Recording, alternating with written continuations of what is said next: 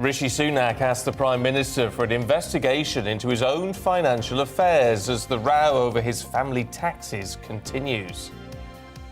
A very good morning. It's 6 o'clock on Monday, the 11th of April. This is Breakfast on GBNews today with Stephen, and I'm sitting in for Anne. We're live across your TV, your radio and online, of course. So let's give you an idea. Here's what's leading the news this morning. The Chancellor, Rishi Sunak, has written to the Prime Minister asking for an investigation into his financial affairs after days of damaging leaks about his family's tax status. Well, it comes as the state pension rises by 3.1% today, with critics saying the increase just isn't enough to help vulnerable households hit by the cost of living squeeze. Across the Channel, Emmanuel Macron and Marine Le Pen will now go head-to-head in a runoff election in a fortnight after the two candidates topped the first round of the French elections last night. Ukrainian President Volodymyr Zelensky has said that his country is bracing itself for a hard battle in the east, with Russian forces continuing to amass there. Officials have told civilians to flee the area immediately. You can join any of our discussions by emailing gbviews@gbnews.uk. Or, of course, you can tweet us at GBNews.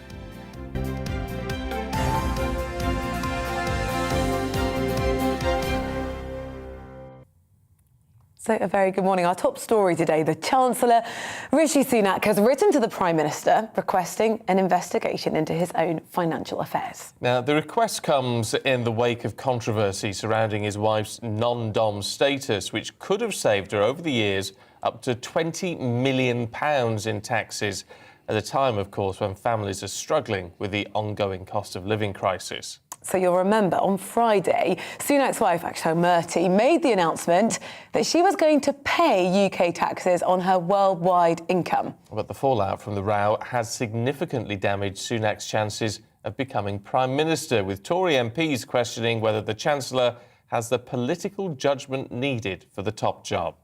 Labour accused Sunak of dodging criticism of tax avoidance while raising taxes for working people and cutting benefits in real terms this month. All this coming as the state pension today rises by 3.1%. That's just half the rate of inflation, which is likely to go up even more over the coming months. Let's talk to political consultant Emma Burnell, who joins us now. Good to see you this morning. Hi. But how much hot water is the Chancellor really in with this, do we think?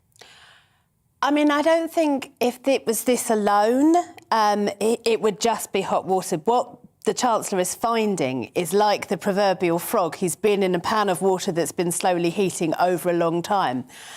Rishi Sunak's fatal flaw, and it's the only one you're really not allowed in politics, is he's been incredibly naive.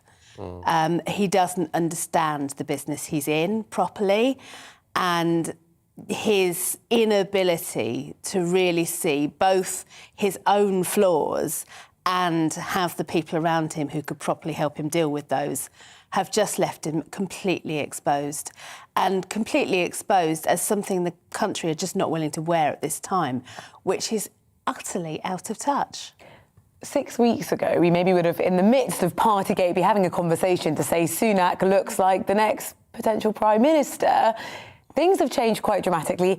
He's asked for an investigation, though, so he thinks, do you think that he can claw this back?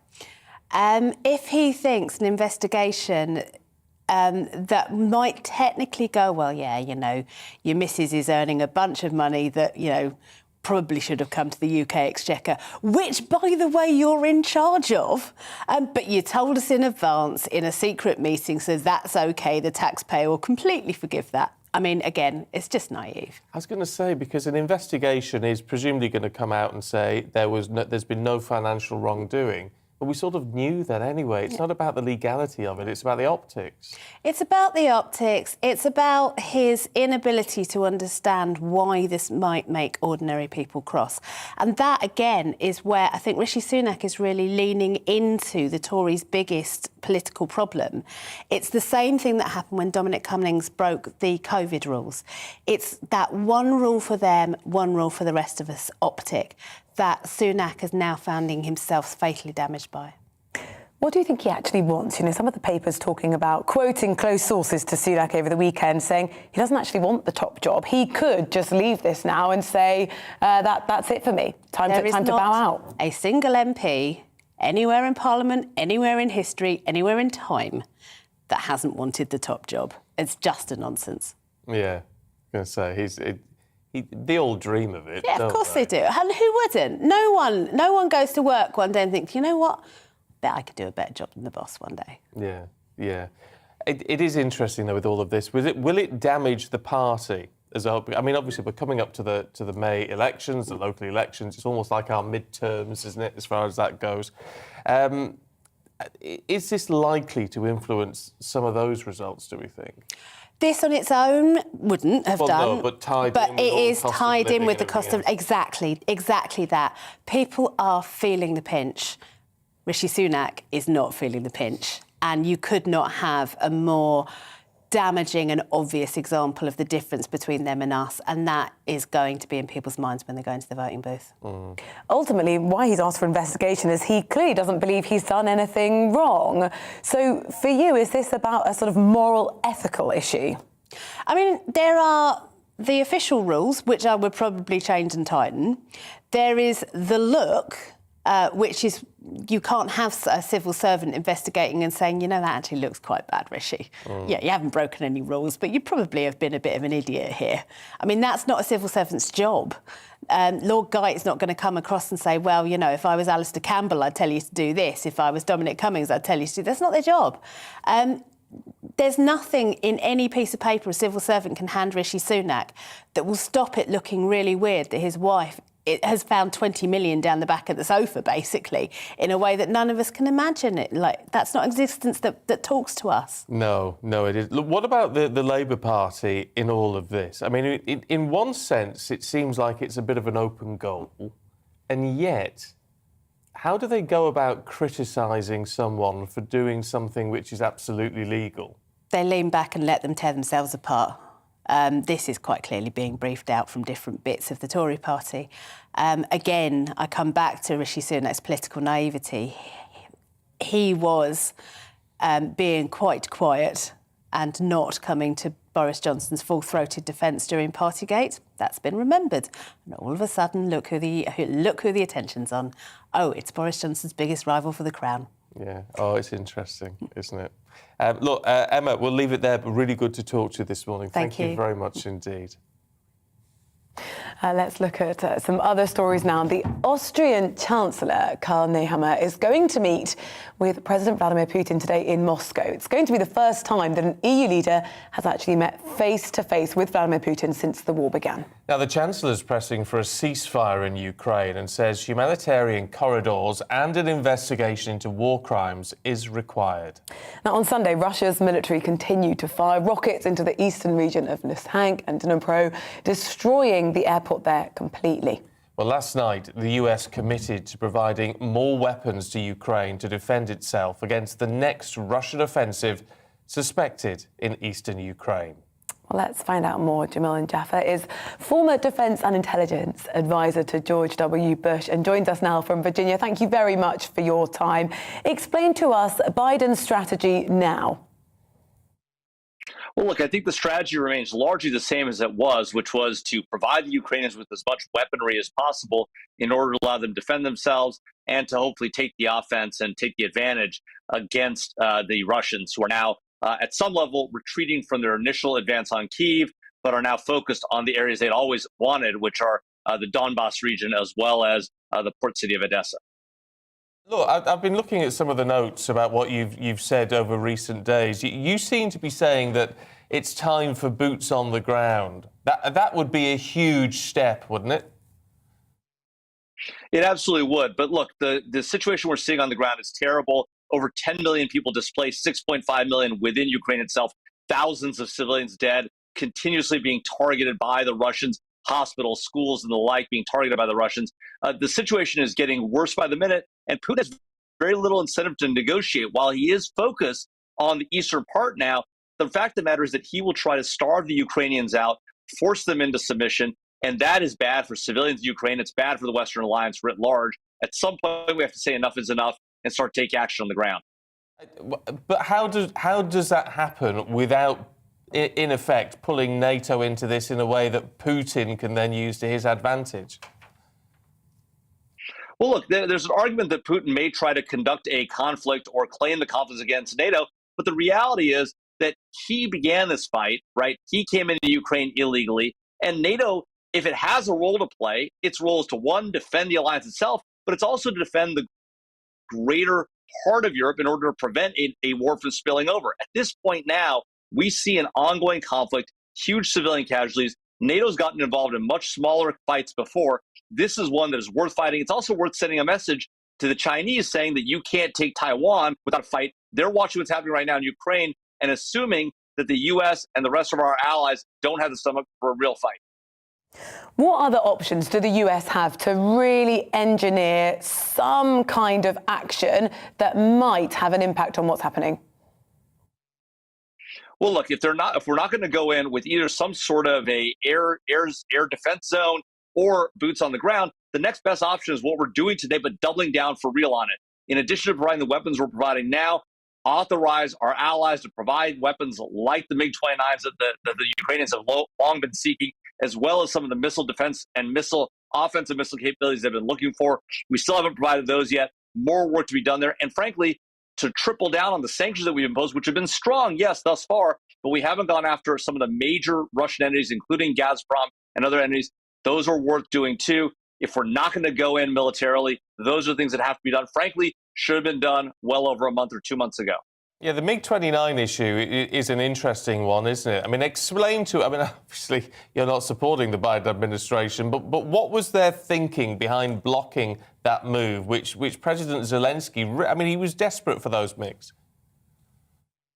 That's right. He came to Congress here in the United States and asked for them directly and also asked for that air defense zone. Now, at the end of the day, the Biden administration's position on this is it doesn't want to provoke a further conflict with Vladimir Putin. It doesn't want to suggest him that we're more involved than we already are. But the fact of the matter is, Putin knows how involved we are. We're supplying all sorts of weaponry to the Ukrainians. The idea somehow that we wouldn't provide the weapons that they say they need to defend themselves and to protect Ukraine and to protect those civilians seems odd at best. And the claim being we don't want to antagonize Vladimir Putin. He's already in a war that he started for no reason other than to aggrandise himself. And so the idea that we might dissuade him from doing more by not putting the MiG-29s in just doesn't make a lot of sense to me. You've suggested boots on the ground. How would that go down with the population? Well, look, this is always a challenge, right? The United States and our allies in Europe have somewhat of a hangover from the Iraq War and the long Afghanistan war that both of which have now largely come to a close for us. But the fact of the matter is that we cannot reject our own leadership role in the world, neither the United States nor the Western alliance.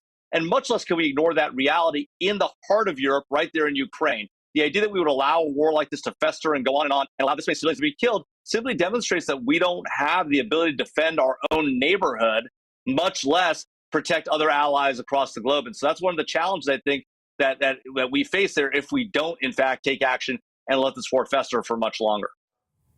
OK. Look, Jamil and Jaffer, formerly advising in the White House, thank you very much. And it's fascinating to get your perspective. Thank you. And we're hitting that point now, aren't we, Rosie, where it's, in some respects, Russia's retreating to a particular enclave. I mean, they say this further attack could happen. But is now the time to really push from the West to try and clear him out?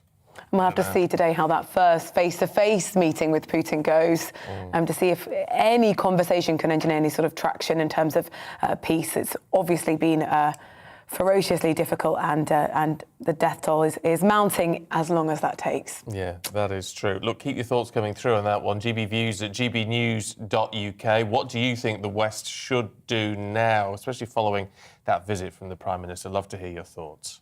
Right now, it's coming up to 6:15. Let's bring you up to date, though, with the other top stories today.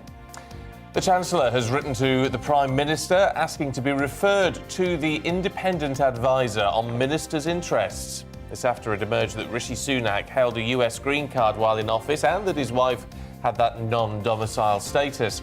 Mr. Sunak has always said that he's followed the rules and hopes such a review will provide further clarity.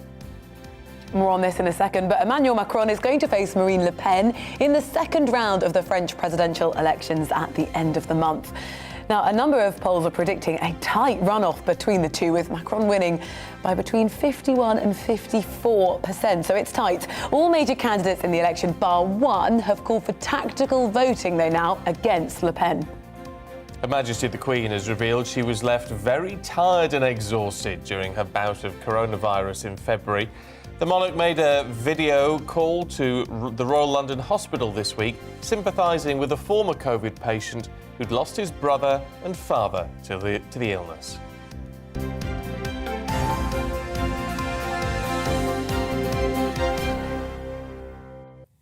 There's lots going on, lots to talk about this morning, but there is some lighter stuff as well in the papers, which is quite interesting. And would love to hear your thoughts on that as well, because we do need a little bit of cheering up every now and then on this programme, don't we, when the news is all very heavy. There's a big thing about suits, what you would wear to an interview. Now, it doesn't mention women in this, so presumably as long as you look smart when you go to an interview, you'll be all right. And what's the argument? Well, for the gents, they're saying suits are not de rigueur anymore. But a lot of people still think a suit is nice for an interview, but some employers saying no, it would go against you if you wore a suit for a job interview.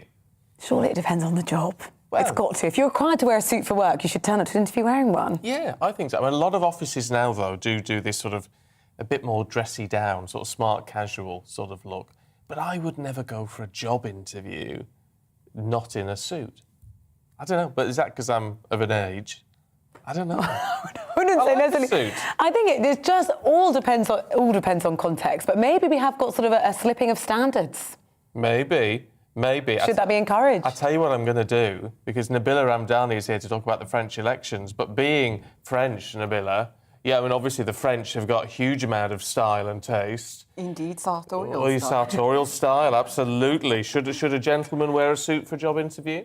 I think so. I think so. It gives some sense of gravitas and a bit of charisma and je ne sais quoi.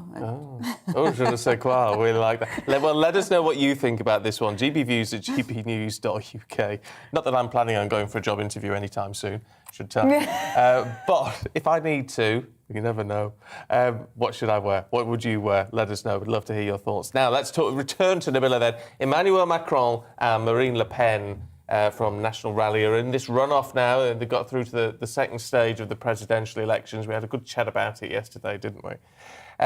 They are talking now that this could be as tight as 51% to 49% in favour of Macron. That would be extraordinary. Well, yes, indeed. But it has to be noted that in the first round already, as expected, Macron has won, but he has won by an extraordinary high score, very close to 28% of the vote.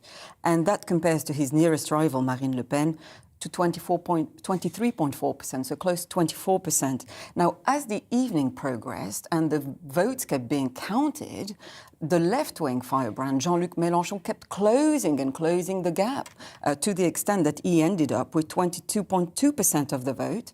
And this has obviously sent some disappointments among the left in general. Had they been united, they would have gone through easily between the socialists, the communists, and indeed the Green. The other far-right candidate who split the vote on the right is Éric Zemmour, who ended up with 7.2%.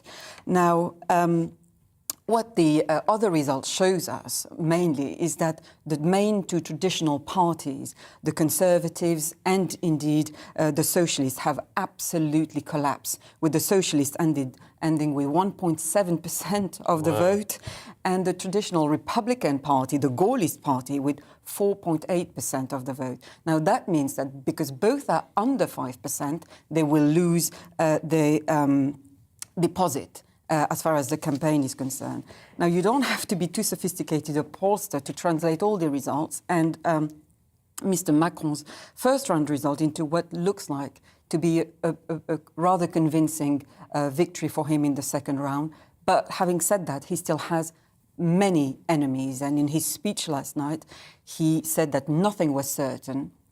And he certainly called for a wall against the far right. He used that expression, referring to the so-called Republican Pact, where all major political parties and voters unite to ward off extremists and keep them out of power.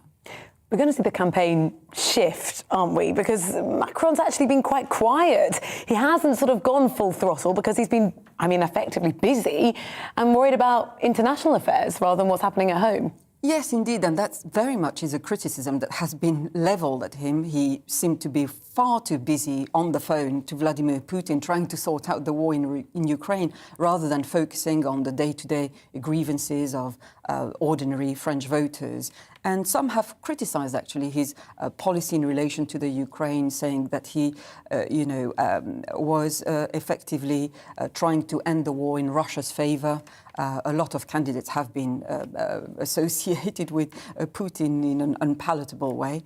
Having said that, meanwhile, Marine Le Pen was on the ground. She was going around and she was addressing pressing issues, talking about the cost of living, the price of fuel, and generally, how to improve the lot of ordinary people. Is there a sense that people, I know there's always been a sort of fairly strong support for the National Front and the since National Rally in France. It's always been in the forefront of politics. But is there a sense that people in France are really supporting what she stands for, or are they just disenfranchised and looking for an alternative? Well, as very often in elections, they very much turn into presidential rejection. So there's a massive vote that is anti-Macron, expressing disappointment in his 5 years so far. We've seen that his presidency has been marked, and indeed marred, by massive protests like the Yellow Vests, for example, who pretty much on the street every Saturday. But, there's a lot of disillusionment in general, and I think that will translate in a higher abstention rate in the second round, which will work in his favour, it has to be said. Having said all that, I think the far-right party of Marine Le Pen is scoring its usual rate, to be fair. And remember that her father, Jean-Marie Le Pen, was already in the second round of the election. That's back in 2002 against Jacques Chirac.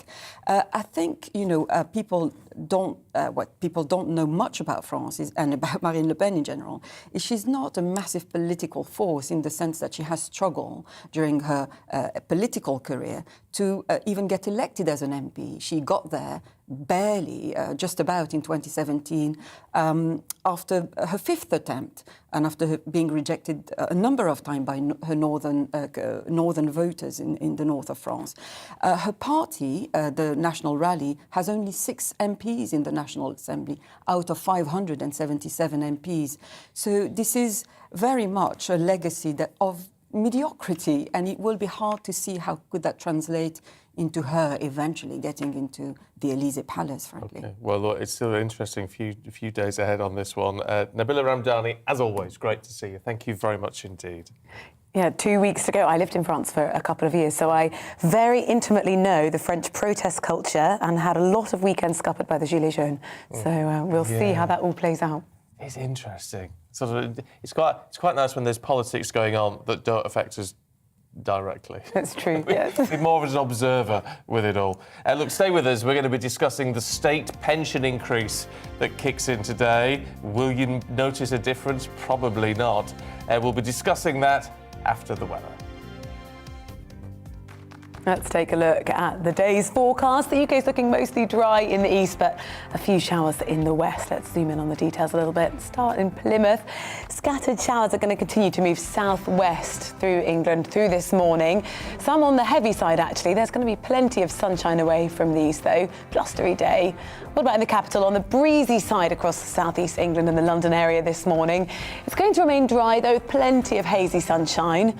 Let's move over to Wales, and on the breezy side again across southeast England and the London area this morning. It's going to remain dry with plenty of hazy sunshine.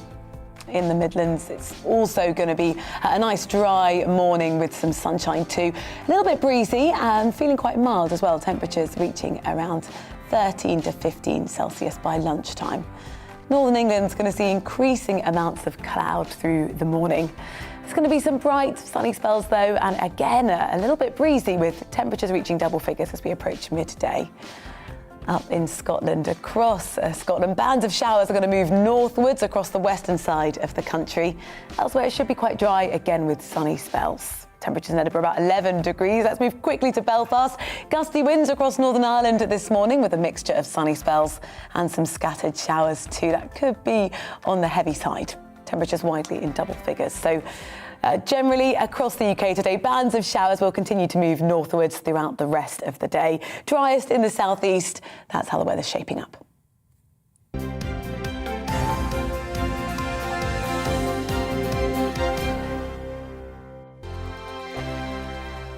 Europe is in the grip of the most devastating humanitarian crisis since World War II. The people of Ukraine are facing unimaginable suffering as their homes are destroyed and their loved ones are killed. Millions of people are being forced to flee for their lives, carrying only their children, their pets, and the clothes on their back. The pain, loss and destruction grows by the day. The people of Ukraine urgently need our help. Already a vast humanitarian operation is underway. Britain's Disasters Emergency Committee, or DEC, brings together 15 leading aid charities to respond to overseas disasters quickly and efficiently. These charities include the British Red Cross, CARE, Oxfam, Save the Children, and World Vision. Their teams are working on the ground in Ukraine and neighbouring countries to bring vital aid to those who need it most. If you can spare it, your gift to the DEC's humanitarian appeal will go a really long way. £10 provides essential hygiene supplies for a person for a month. £50 provides blankets for 4 families. £100 provides emergency food for 2 families per month. It's easy to give. You can donate online at dec.org.uk or call the 24-hour donation line on 0370 60 60 900. If you prefer to send a cheque, please post it to the Ukraine Humanitarian Appeal, PO Box 999, London, EC 3A 3AA. To give £10 on your mobile, simply text the word crisis to 70150. Standard network charges apply for calls and you must be 16 or over. Texts are charged at the standard network rate and your £10 donation will be added to your bill. 100% of your donation goes directly to the DEC to save lives and deliver critical support where it's needed.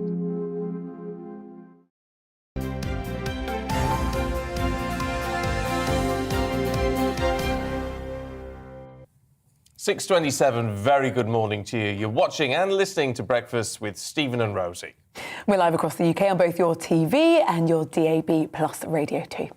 Now, it sort of sounds like good news, doesn't it? The state pension will rise today by 3.1%. But there is inflation and high energy bills and concerns that it's not going to do a great deal to those who are really struggling in the current cost of living crisis. Well, joining us in the studio is pensions analyst for Hargreaves Lansdown, Helen Morrissey. Thank you very much. Look, for many pensioners, we were just saying this is better than nothing, but it's not going to mitigate the cost of living. Absolutely. I mean, 3.1%, as you say, it's better than nothing, but with inflation already at 6.2% and looking to go higher over the next few months, it's a drop in the ocean when they're battling against soaring bills and food costs. This was set back in November. That's when we got the announcement, isn't it? I mean, in that sense, do we remove some of the blame? Because we didn't know quite how bad it was going to be at this point. That's the interesting thing, isn't it? Because it was set on the September figures, which came out in November, as you say. And as you say, inflation was 3.1% then, and we had no indication that it would run away in the way that it did. Yeah. So a lot of people are going to be very concerned, though, about this, because ultimately, with inflation currently at 6%, likely to go up to sort of about 8%, isn't it, by sort of June, July, people are actually going to take a hit in their pensions in real terms. Yeah, they're taking a huge hit. I mean, as you say, we've got these soaring costs of living, heating costs are on the rise as well, and they're going to really struggle to make ends meet, particularly those people who are very, very dependent on the state pension. You know, they might not have much in the way of a workplace or personal pension. Talk to us about pension credit. It's this fund that some people could be tapping into, but they just haven't utilised that resource. It's really, really important. So pension credit is a benefit that tops up the income of the poorest pensioners. So it can top you up to £182 a week, I think it is. And it's a really helpful benefit, but it's massively underclaimed. Only about 2/3 of the people that could be claiming pension credit actually are. And not only do you get that top up, it's a gateway benefit to other benefits.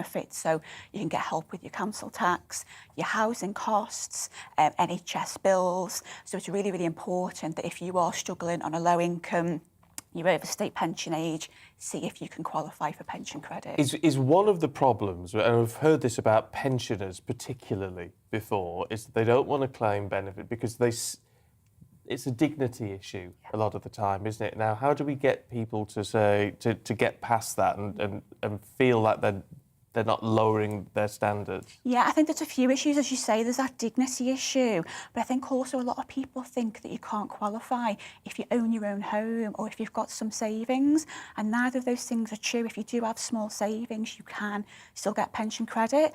I think, as you say, with the dignity thing, this is something that you're owed. You shouldn't have to struggle later on in life if there is help and support available. So how do people find out what they are entitled to? Okay, so you can either go online, if you're nervous about going online, get somebody to help you to go to the gov.uk website. You can apply by phone, and you can even apply by post if need be. For the rest of us who are not pensionable age, this is a stark reminder, is it? Because we don't know what's going to be happening in, sort of 15, 20 years in my case, and hopefully a bit longer in Rosie's case. But we don't know what the situations are going to be like. We really do need to take action now if we're able to, don't we? Absolutely. I mean, in situations like this, it really brings it home to you. And, you know, most people will be auto-enrolled into a workplace pension from the age of 22 onwards. And wherever possible, I know times are tough, money is tight right now, but if you can keep up those contributions throughout your working life, you'll thank yourself. Yeah, OK. Helen Morrissey from Hargreaves Lansdown, good to see you. As always, I feel like I should have a proper pension chat with you in the break. It's so important, isn't it? It's so. I think the younger you are, though, the problem is you can't see old age, can you? It seems like forever away. I know we should have asked Helen, if you don't have a pension, start one, get one now. Now. Get it going. It's gone 6:32. Do stay with us because we'll be taking you through the newspapers very shortly with Mike Parry and Nikki Hodgson after this.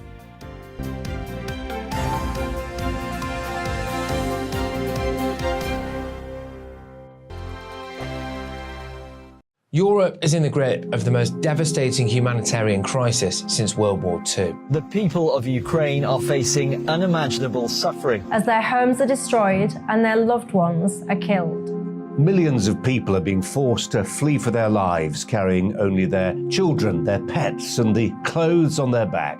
The pain, loss and destruction grows by the day. The people of Ukraine urgently need our help. Already a vast humanitarian operation is underway. Britain's Disasters Emergency Committee, or DEC, brings together 15 leading aid charities to respond to overseas disasters quickly and efficiently. These charities include the British Red Cross, CARE, Oxfam, Save the Children, and World Vision.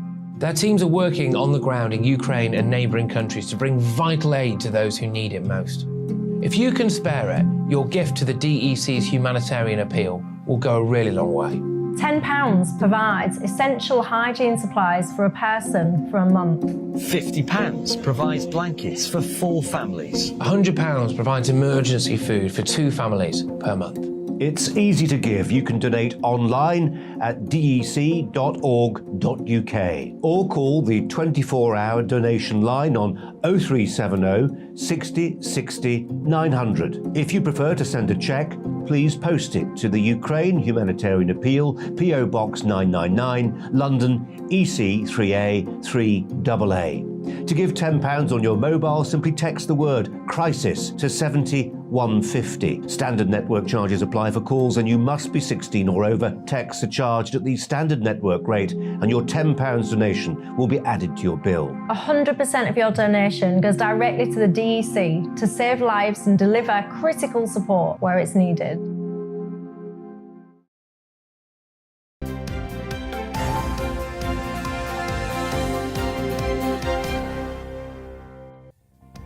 Welcome back. It is 25 minutes to 7. Let's bring you up to date briefly with today's top stories.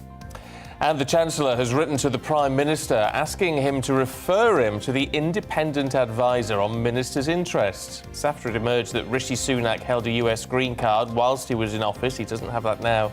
And that his wife was holding non-domicile status. Mr. Sunak has said he's always followed the rules and hopes a review will provide further clarity. Let's look over the channel now. Emmanuel Macron is going to face Marine Le Pen in the second round of the French presidential election at the end of the month. Now, a number of polls are predicting a tight runoff between the two, with Macron winning by between 51% and 54%.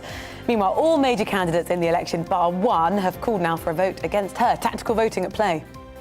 Transgender people are potentially being denied the chance to preserve their fertility just because of where they live. A group of hospitals has found inconsistencies in fertility preservation across the UK, with transgender people struggling to access services. Planned redundancies in the UK have increased by more than 10,000 in a month, rising from almost 9,000 in January to 18,000 in February. Well, a law firm report found businesses were likely to make redundancies due to consumer spending dropping in the cost of living crisis. The Queen has revealed she was left very tired and exhausted during her bout of coronavirus in February. She made a video call to the Royal London Hospital this week where she was talking to a former COVID patient who lost his brother and father to the illness.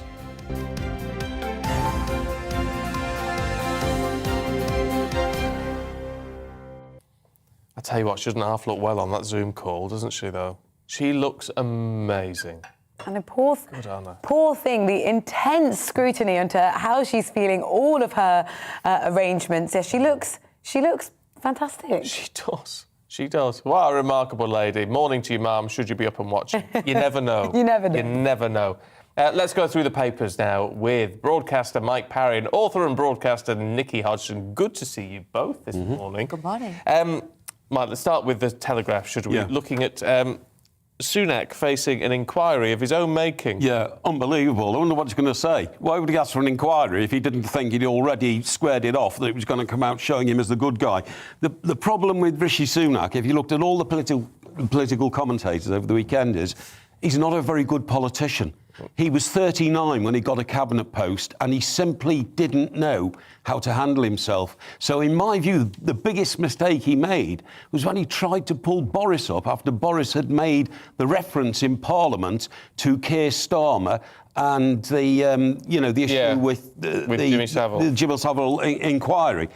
And his only response to that was, I wouldn't have said it myself. I knew from that moment on he was in trouble. Liz Truss is another contender for the top job. But every time Boris stumbled, Liz Truss came out with a vote of confidence for the Prime Minister and said, I stand, foursquare behind him. But what's so naive about this is that, first of all, he tried to hide his wealth. And, if you're that rich, you can't hide your wealth. Do you remember Peter Tatchell once said, New Labour have no problem whatsoever with people getting filthy rich in this country under our government.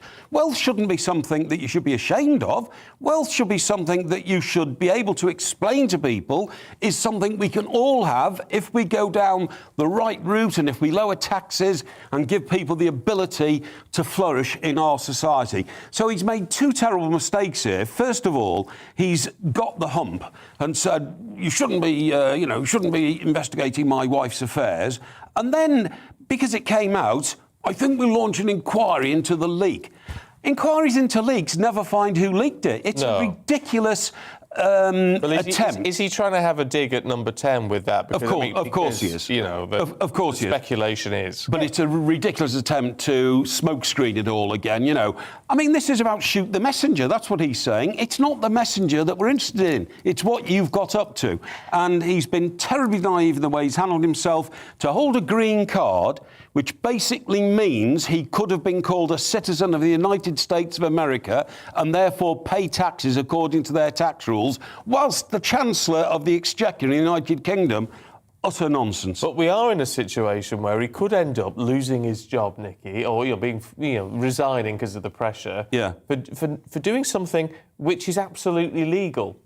Yeah, but like we always say, gosh, do you know what, Mike? I've never agreed with you more. This is a really funny start to GB News today. Yeah. But, like we always say about if you're holding a position of high office, you've got to be above moral standards. You've got to be setting them. Yes. You've got to be acting in the best interest of other people, not just yourself. And Rishi is just so tone deaf when it comes to talking about money, wealth, thinking just the concept of having a green card. You know, so many thousands, millions of people would love the opportunity to be able to work abroad in a different country, and they just can't, you know.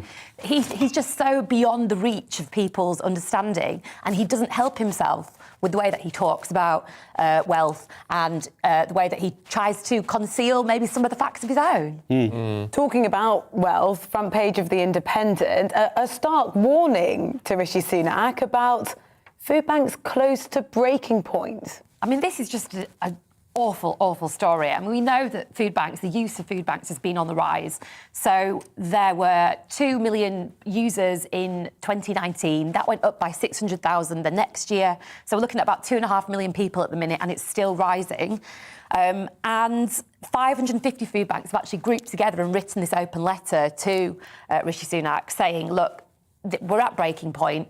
We are actually having to choose who we give the food to. We are having to choose how much food we give out to people. And one of the workers is quoted as saying it's the worst poverty they've seen in 30 years. Are food banks being politicised now? I mean, I think they have been for a while. Well, that's what I mean. I mean, you know, food banks are something which rely on people's goodwill and kindness, and they've been politicised into the idea that if you don't support food banks, if you don't donate to food banks, if we don't start, you know, opening more food banks, you're a bad person. We're still one of the wealthiest countries in the world, but Mike, we shouldn't have food banks. That's the point. The point of this campaign isn't to say people need to donate more and support the food banks, or ministers need to support them. They're saying we shouldn't have them in the first place, and the demand is far outstripping the supply of food that we have to give to the poorest people. We should not, as you rightly say, being one of the richest countries in the Western world, certainly, should not have this amount of people. So why have we got food banks then? Because we're not looking after our poorest. I think we are, but I think a bit like when Gordon Brown introduced tax credits, and all that did was it made the government pay some of the wages of the workers instead of the employees. I think, you know, food banks are being used to sort of subsidise the lives of people at the expense of others, and it's become very politicised. If you need to go to a food bank, you are in a pretty dire place, you know, and we're talking about people that go there on a routine basis. They're making a choice themselves. They're making a choice between eating themselves and feeding their children, heating their homes, or any of them eating. If you are in that situation, you're not really benefiting from, you know, undue taxes or finance elsewhere coming through to you. You're in a really terrible situation, and there's too many people in that situation. That is mismanagement of money and welfare in this country. People are going to think I'm heartless when I say, you know, I'm a bit questionable about food banks. They're going to say, but you're not in that position. You don't have to scrape. You know. But, you know, people in this country do get a living wage. And the welfare system in this country is the most sophisticated in the world. Nobody starves in this country. That's not true. The people are starving. No. Lots of people are on benefits because of disability, unseen health problems. And they deserve help, and they get help. They don't get the help because the system is so complex in which they have to operate to get the benefits. But the system is there, isn't it? What I'm saying, there is a framework. It's not easy to get the benefits. Like we know, for example, with... Well, improve the benefit system. We know about working benefit, for example. Like if you apply for family benefits, sometimes you don't get it for another month. And you've got a month without being able to feed your children. The system is broken. Well, then you've got to fix the system. But I don't think introducing food banks as a... What the food bankers are saying is we are in a desperate situation. It's never been this bad. We've got to help people in a different way. The food bank shouldn't be another strata of the social services. That's all I'm saying. We shouldn't have people going beneath such a level that they can't eat. Well, look, interesting points on both sides. Let us know what you think. GBviews at gbnews.uk. I'd be fascinated to get your thoughts on that one. I don't want to heat things up anymore. I don't want to try and cool them down. But I mean, that's the point. We've got this tension now between the cost of living in the studio and in society and Sunak's own financial affairs. So all of these need to be married. But sadly, the heat is going to increase, certainly in this studio, Mike. Yes. Because the air conditioning's broken. We're expecting a bumper bank holiday weather-wise. We are expecting a bumper bank holiday weather-wise, but whenever I read a story like this, it takes me back to my tabloid newspaper days. And the Daily Star, of course, is a tabloid newspaper. I had to come up with a different headline every time there was a heatwave. Hotter than Corfu, you know, or hotter than Honolulu, or something like that. So anyway, the Star have reverted to, what page is this on? Here we go, on 9. Have resorted to a fairly basic one. Bookies have cut the odds on Easter being the hottest on record, with 21 centigrade highs, making it warmer than Mallorca. Hey! So we've gone for that, right? But you're not a fan of hot weather, are you? I'm not a fan of hot weather at all, and you know, coming in this morning was quite nice. Now, if I start work early this coming weekend, it's going to be dreadful for me. I just suffer from the heat. My skin sort of crawls with heat, and my eyeballs get burnt. They get sunburns. I have to wear dark glasses. You know, when I was a kid, you won't believe this, I had very, very ginger hair and freckles, and I was very prone to sunburn. Yeah. I used to go to Llandudno in North Wales, and my mum let us go on the beach. She had to put all sorts of cream on me, otherwise I would frizzle, literally frizzle. And it still happens these days, even though I'm now a grey fox rather than a ginger nut. I'm enjoying frizzle. So you won't be sunbathing this weekend anyway for Easter. And later on, we'll be talking to you a bit more about if you want to enjoy the sun, it may be a significant headache to get to wherever your Easter plans are, because there is more travel chaos. So yes, there is. More on that to come. Yes, there is. Mike Parry, Nikki Hodgson, thank you both very much indeed. We will catch you later at 6:45. Let's bring you up to date with some of the headlines today. And Labour promises victim payback boards if they win at the next election.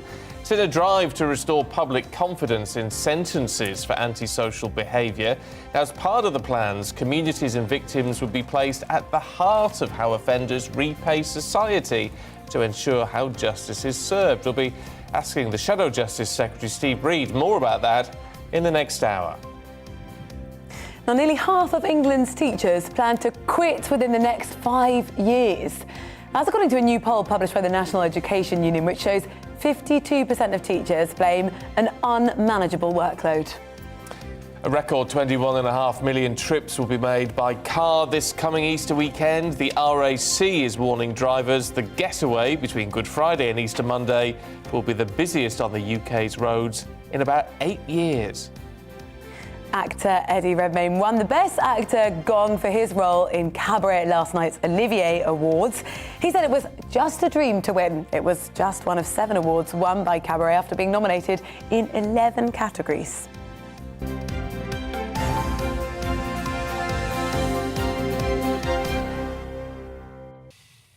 Now, this is an interesting one. The government's rejected calls for the famous bearskin hats worn by the Queen's Guards to be replaced with faux fur. Animal rights group PETA launched the petition. They've gained support now from over 53,000 people. The government says the alternatives they tested don't work. They're not practical, they're not comfortable. Well, let's talk to PETA's media and communications manager, Jennifer White. Good to see you this morning. Look, I'm all for tradition. I like tradition. I love all that stuff that goes on surrounding the Queen and the royal family. I was very surprised when I read last week that the bearskin hats are actually still bearskin. Yeah, no, absolutely. And as you can see, the faux bearskin cap, it looks identical to the iconic caps that are still being worn by the Queen's Guard. But of course, the difference with our one is that no bears had to be slaughtered for it. And so many people like yourself, they are unaware that in Canada, these black bears are mercilessly gunned down by hunters, all for what is just a ceremonial cap. So for over 2 decades now, PETA has been urging the MOD to swap to a faux alternative. And now we finally have, you know, the perfect one. So there's just absolutely no more excuses as to why that they've not brought this in. Let me... Oh, please, yes. Now, just to slightly push back on that point, because the MOD have said bears are never hunted to order for use by the MOD. Bear pelts that are used are byproducts of licensed culls by the Canadian authorities to manage the wild bear population. Yeah, and this is a line that they are continuing to give out. But from PETA's research, we can see that there have been no government-sanctioned culls. The people who are going out killing these bears are hunters who have been granted tags. They're allowed to use bow and arrows to go and kill these bears. And then what they do, so these bears are essentially being killed for fun. It's sport. And then their fur becomes a trophy, if you will. And then they're sold at auction houses, which are then bought by the cap makers for the Queen's Guard. Now, do we know how many are being... Because uniforms are not the people don't get their own uniform every time, do they? So they're not. They can't be making hundreds of these every year. Everything sort of gets recycled and. Yeah, well, we know that in the past 7 years, the MOD has spent over £1 million of British taxpayer money on these caps, whereas PETA and the faux furrier EcoPel, who've developed this cap, are offering the MOD this faux fur for free until 2030. So given the current cost of living crisis, you would think a great way to cut some taxpayer spending would be to use this faux fur. So what's their issue? So I'm just looking at their statement now, and they say there are currently no artificial alternatives that meet the essential requirements for these ceremonial caps. Surely you're interested now to find out what those requirements are to make this best fitted. Well, exactly, that's the thing. And we have had this cap tested, the faux fur, in an accredited MOD laboratory. And the fur is the exact same length as real bear fur, and it's also 100% waterproof. But what the MOD have done is they've changed the goalposts, and they haven't communicated to PETA exactly what these requirements need to be. They've not even seen so much as a fur sample of this faux fur. So it's incredibly frustrating, and that's why we have launched the petition. We're encouraging everyone to sign to help us get to the 100,000 mark, which would then trigger a parliamentary debate. I'm just trying to. They always look very uncomfortable when you see them on. This one's also lighter. Not particularly glasses friendly. Oh, it's not glasses. Look, it's room respect. It's there you go. How heavy is it, Stephen? Well, it's not too heavy, but I can imagine. I think also you've got a bit of a chin strap issue there. I've got. Yes, I can. I mean, you're modelling it very well, though. Thank you. I'm trying my best. Lighter than the actual one, so it would actually be so much more comfortable for the guards as well to have this faux alternative. And of course, it's a modern cap. It's fit for 21st century Britain. Even the Queen herself doesn't wear fur anymore, and 95% of the British public doesn't wear fur. No. So, It seems extraordinary. It seems extraordinary. If you are in the Queen's Guard, I do apologise, because I do believe that we shouldn't. These uniforms are worn with distinction. I'm ruining this one, so I do apologise. I think you make a very valid point in today's day and age. But really good to see you this morning. Thank you. They're good to see you, Stephen, as well. Model and presented this morning. For those of you on the radio, I have got this thing on, so it's worth downloading the app to have a look. And it's so tall that it's actually out of shot. It is out of shot. Yes. But if they're lighter, one of the big issues is the weight of these things to the Queen's Guard. And you see people fainting and all that when they're... So these actually, do you think it'd be a sensible idea? I can't see why they just wouldn't do it. Well, they've said they don't meet the requirements, so obviously that is now up for debate. Change the requirements. Madge maybe could do it. Jennifer, thank you very much for coming in. You. Great to have you. Well, let us know what you think, particularly. Of course, our email gbviews@gbnews.uk. Right now, though, it is 6:52. It's time for On Your Doorstep.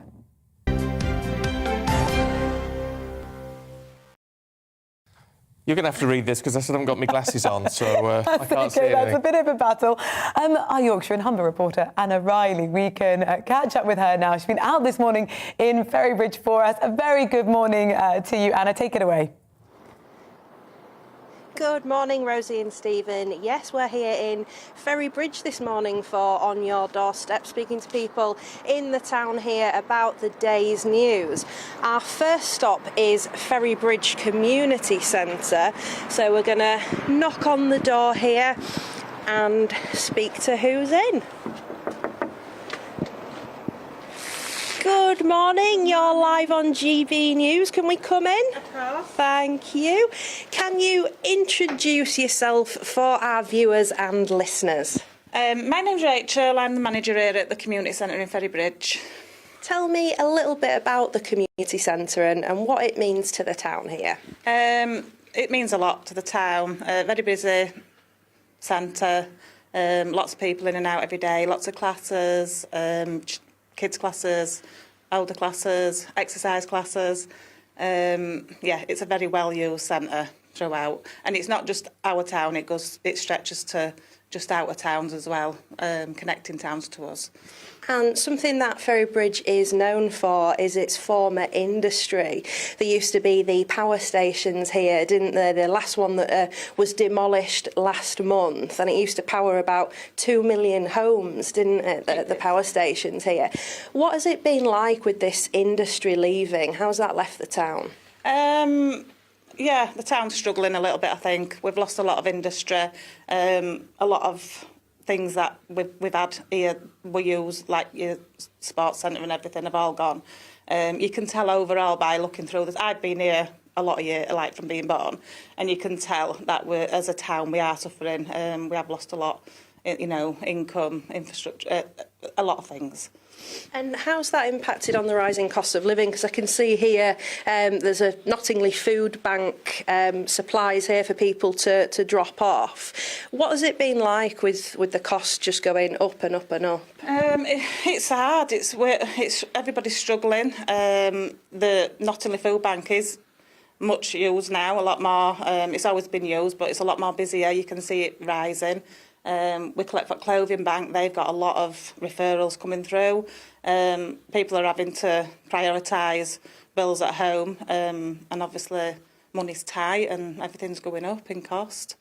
Thanks so much for speaking with us, Rachel. And there's a fundraiser going on here at the moment to keep the community centre open, so we can share that around as well for anyone that's wanting to donate. Back to you, Stephen and Rosie.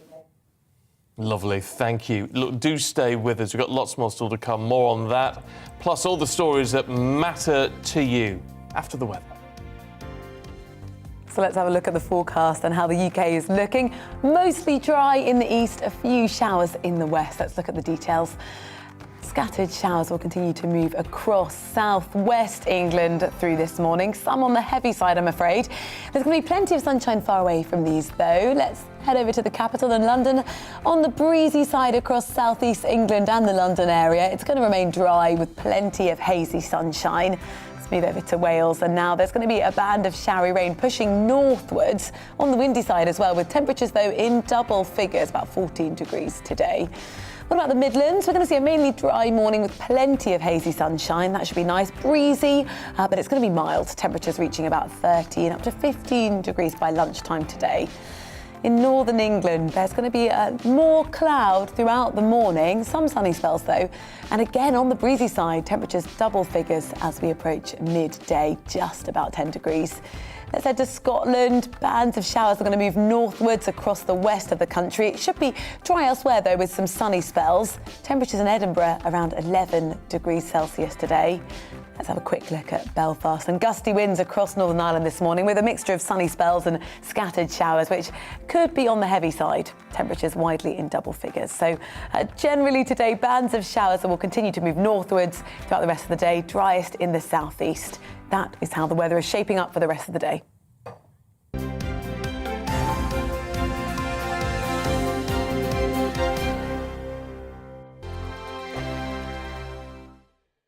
Europe is in the grip of the most devastating humanitarian crisis since World War II. The people of Ukraine are facing unimaginable suffering as their homes are destroyed and their loved ones are killed.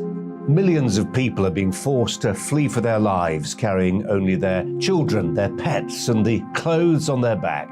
The pain, loss and destruction grows by the day. The people of Ukraine urgently need our help. Already a vast humanitarian operation is underway. Britain's Disasters Emergency Committee, or DEC, brings together 15 leading aid charities to respond to overseas disasters quickly and efficiently. These charities include the British Red Cross, CARE, Oxfam, Save the Children, and World Vision. Their teams are working on the ground in Ukraine and neighbouring countries to bring vital aid to those who need it most. If you can spare it, your gift to the DEC's humanitarian appeal will go a really long way. £10 provides essential hygiene supplies for a person for a month. £50 provides blankets for 4 families. £100 provides emergency food for 2 families per month. It's easy to give. You can donate online at dec.org.uk or call the 24-hour donation line on 0370 60 60 900. If you prefer to send a cheque, please post it to the Ukraine Humanitarian Appeal, PO Box 999, London, EC 3A 3AA. To give £10 on your mobile, simply text the word crisis to 70150. Standard network charges apply for calls and you must be 16 or over. Texts are charged at the standard network rate and your £10 donation will be added to your bill. 100% of your donation goes directly to the DEC to save lives and deliver critical support where it's needed.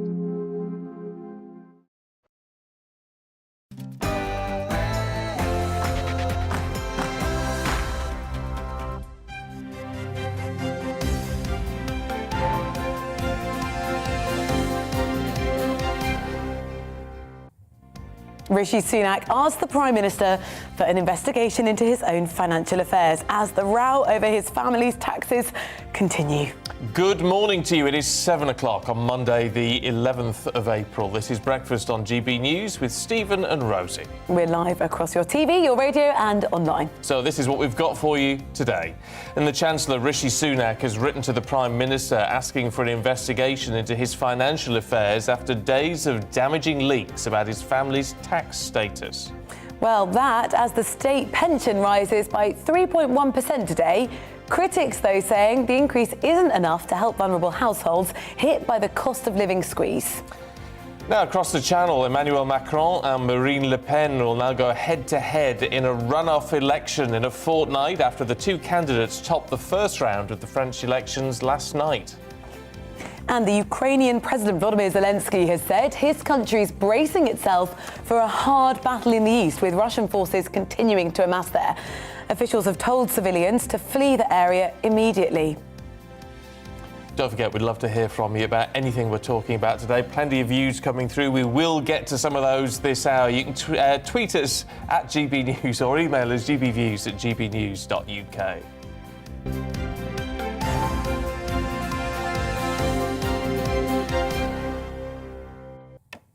So let's look at our top story today. The Chancellor, Rishi Sunak. He's written to Boris Johnson and he's requesting an investigation into his own financial affairs. Now, the request comes in the wake of controversy surrounding his wife's non-dom status, which could have saved her over the years up to £20 million in taxes. All this emerging, of course, at a time when families are struggling, really struggling, with the ongoing cost of living crisis. But on Friday, Sunak's wife made the announcement that she would now pay UK taxes on all of her worldwide income. But the fallout from the row has significantly damaged Mr Sunak's chances of becoming Prime Minister, should he ever want to, with Tory MPs questioning whether the Chancellor has the political judgment needed for the top job. Well, Labour have accused Sunak of dodging criticism of tax avoidance while raising taxes for working people and cutting benefits in real terms this month. All of this coming as today the state pension rises by 3.1%, which historically is quite a lot, but at the moment, of course, is just half the current rate of inflation. So effectively, it's a pay cut. Let's find out more. Well, political editor for the Sunday Mirror and the Sunday People, Nigel Nelson, joins us. A very good morning, Nigel. Look, earlier on this programme, Rishi Sunak's really been accused of naivety. Do you think that's fair? Yes, I do. I think that, as Stephen just said, his political judgment seems to be completely awry. So it's not just what's happened in the last couple of days. I think the whole thing started with the fact that the day after the mini budget, he decided on a photo op, which involved him filling up somebody else's car on a Sainsbury's forecourt, which was a £12,000 Kia Rio, which he didn't own. Instead, he owns four rather more expensive cars.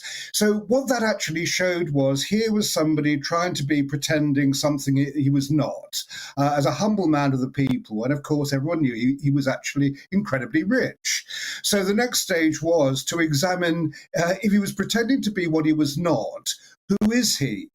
And I think that that's where everything starts from. So that particular gaffe was up there with Ed Miliband's bacon sandwich and David Miliband's banana. The image looked really bad, and now the optics look incredibly difficult for him, because if you're benefiting from a tax arrangement, or your family is benefiting from a tax arrangement, while you're raising taxes on working families, that then is a matter of public interest. It's an odd situation, though, Nigel, isn't it? Because as Linda has said, she's just got in touch with us this morning. Morning to you, Linda. She says the Chancellor seems like a decent bloke who hasn't broken any rules, nor his wife. Well, that's absolutely true, isn't it? But now he's asked for this inquiry into his tax affairs, which will, one expects, as a result of all of this, also prove that he hasn't broken any rules. But that, again, is missing the point. Yes, I mean, it is sort of. I mean, the whole thing is that he appears not to have broken any rules, and he appears not to have broken the law. But clearly, they see something wrong with Mrs. Sunak's tax status on the basis she's changed it. She's now going to be paying British tax. The issue is that all this kind of thing should have come out much earlier. It's all very well Rishi Sunak telling the Cabinet Office privately about his various tax arrangements and them clearing it because it's within the rules. But when he actually keeps it from the public, that becomes a real problem. And it is very much his political judgment in this, which is worrying Tory MPs. Certainly he was seen as the front runner for the leadership should Boris Johnson fall. But that's clearly gone out the window. If he can't get the basic politics right, there's no way he can become Prime Minister. What does he do now? Well, it's an interesting question. I mean, there's no reason why he should resign over what has happened.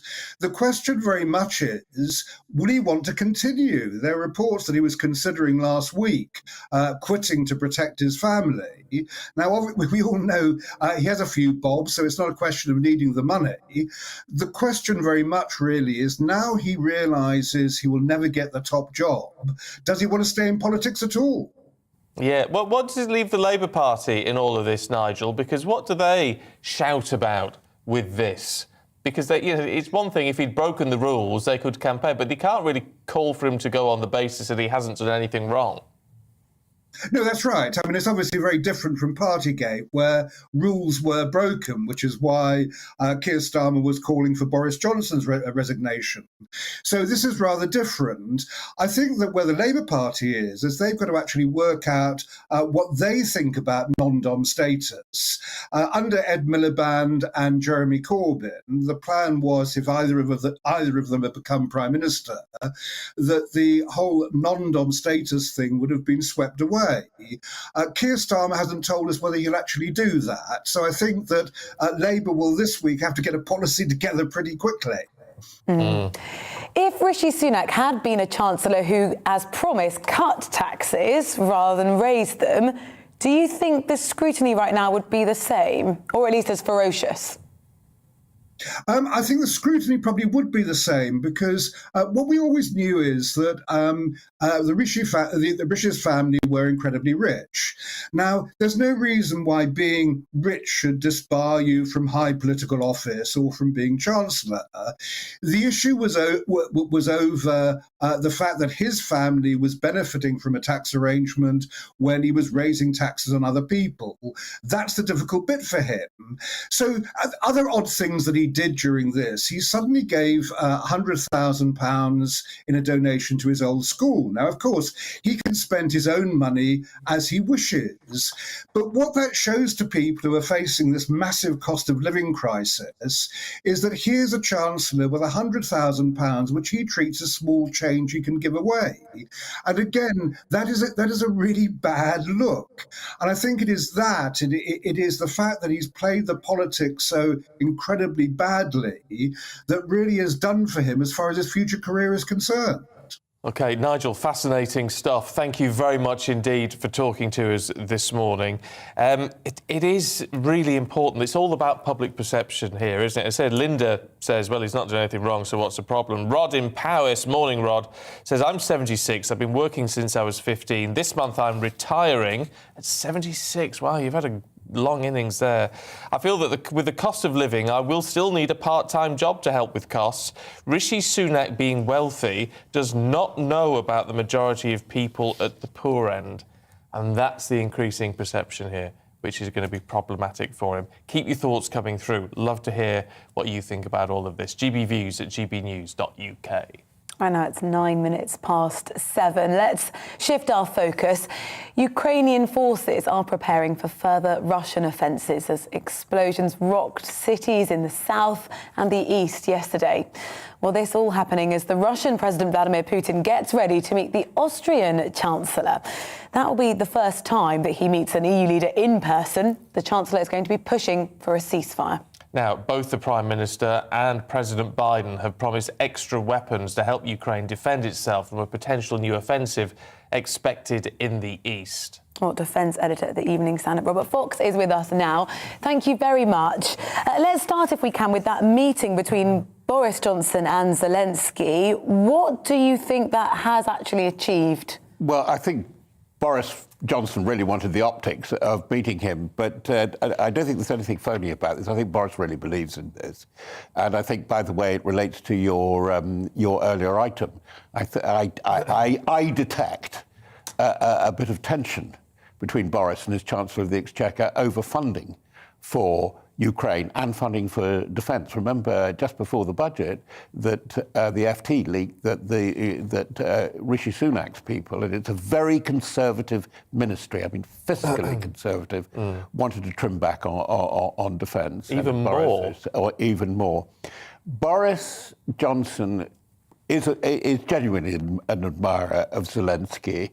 And he wanted to see him, and the body language said, tell me what you want, and I'll see what I can give you. There has been all kinds of speculation on particular kinds of weapons. And I think really rather sensibly, the MOD has come back at us, and I mean us, the defence editors and correspondents, and said, will you not write about this stuff? Because actually, no, we are not sending Sea Vixen, which is an anti-ship missile, implying we are going to be sending other stuff. And why should we tell the Russians what we're sending them? This is very, very much an open game. There's a brilliant piece a day ago by my old friend, Tim Judah, in the FT, absolutely terrific, about Costumel and the defence, and the war of the apps that I wasn't aware of. We know about the mobile phones, but the way that they could locate Russian forces with apps, and that's why they're smashing up people with smartphones and be killing people because they had a smartphone with tanks,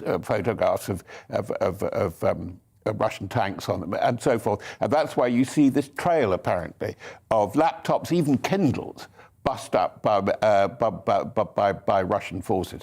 It's also, by the way, a symptom of the thing that we really want to talk about, is the confusion in Russian planning and the forces in command at the moment. Well, which leads us to, it seems it's very easy from our perspective to look at this and to look at the pictures of the PM out there and what have you and say, Russia's on the retreat. Well, maybe in some respects you could say the strategy has had to significantly change. But there is real concern now, isn't there, about how they're amassing in the east and what they could do next. Yeah, I think that we have to be very careful we look at the immediate prospect for that. You're absolutely right. And so far, and it doesn't mean anything much in terms of modern warfare. This isn't the First World War and trench warfare, although they've dug trenches.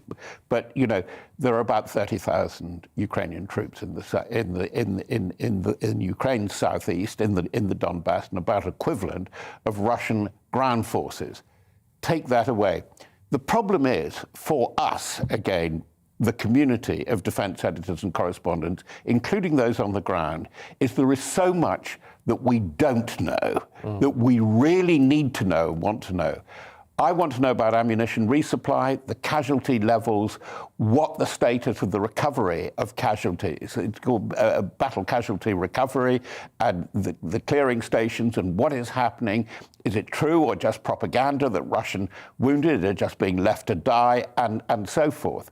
But there is a fundamental in this, in that we've had an operational pause, it's called, for both sides. We're going into another phase. It may be weeks away, it could just be days or even hours away. But then we've got to look at the landing place of where we go after that, look towards the autumn. And the real problem is this: with that vast population that Russia can generate over the next months and years, several armies, basically, Ukraine has the one army that it's got.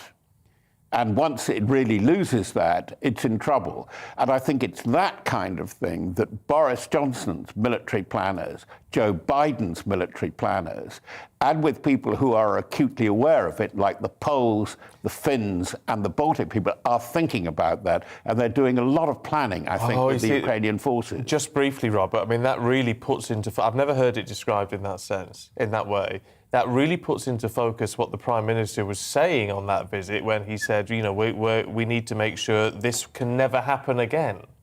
Well, indeed, and I think that that's where we are at a turning point. It's a turning point in the alliance. I think that in the summer, probably within a matter of months again, possibly even weeks, that Finland and Sweden will join NATO. They become frontline states then. Norway is a frontline state. And I think that this is where there is such disagreement with a lot of the EU allies in that we have got to draw the line here because Russia is going to go on with it. They say they want to dismantle NATO. They say they want to get rid of American dominance and strategic weapons from Europe. So what we're not hearing, either from the commentators or from the ministries, is the landing place. Where we're going to end up with, where we can put the Russian forces, and I think it will take till the autumn to where we can come to a settlement, and it will be a very unstable settlement. I just want to add one thing. With the EU allies, the real problem, and there's a lot of focus on it now, is first of all Germany and to an extent Italy. They are feeding the Russian war machine by not cutting back on buying Russian oil and gas. OK. Robert Fox, Defence Editor at the Evening Standard. Good to see you. Thank you very much indeed. And oil and gas is where so often these conversations become unstuck, but more on that across the day. Right now it's 7:15. A very good morning to you. Let's just bring you up to date with the other stories making the headlines today. The Chancellor has written to the Prime Minister asking to be referred to his independent advisor on ministers' interests. It's after it emerged Rishi Sunak held a US green card while in office and that his wife holds non-dom status. Mr Sunak has said he's always followed the rules and hopes such a review will provide further clarity.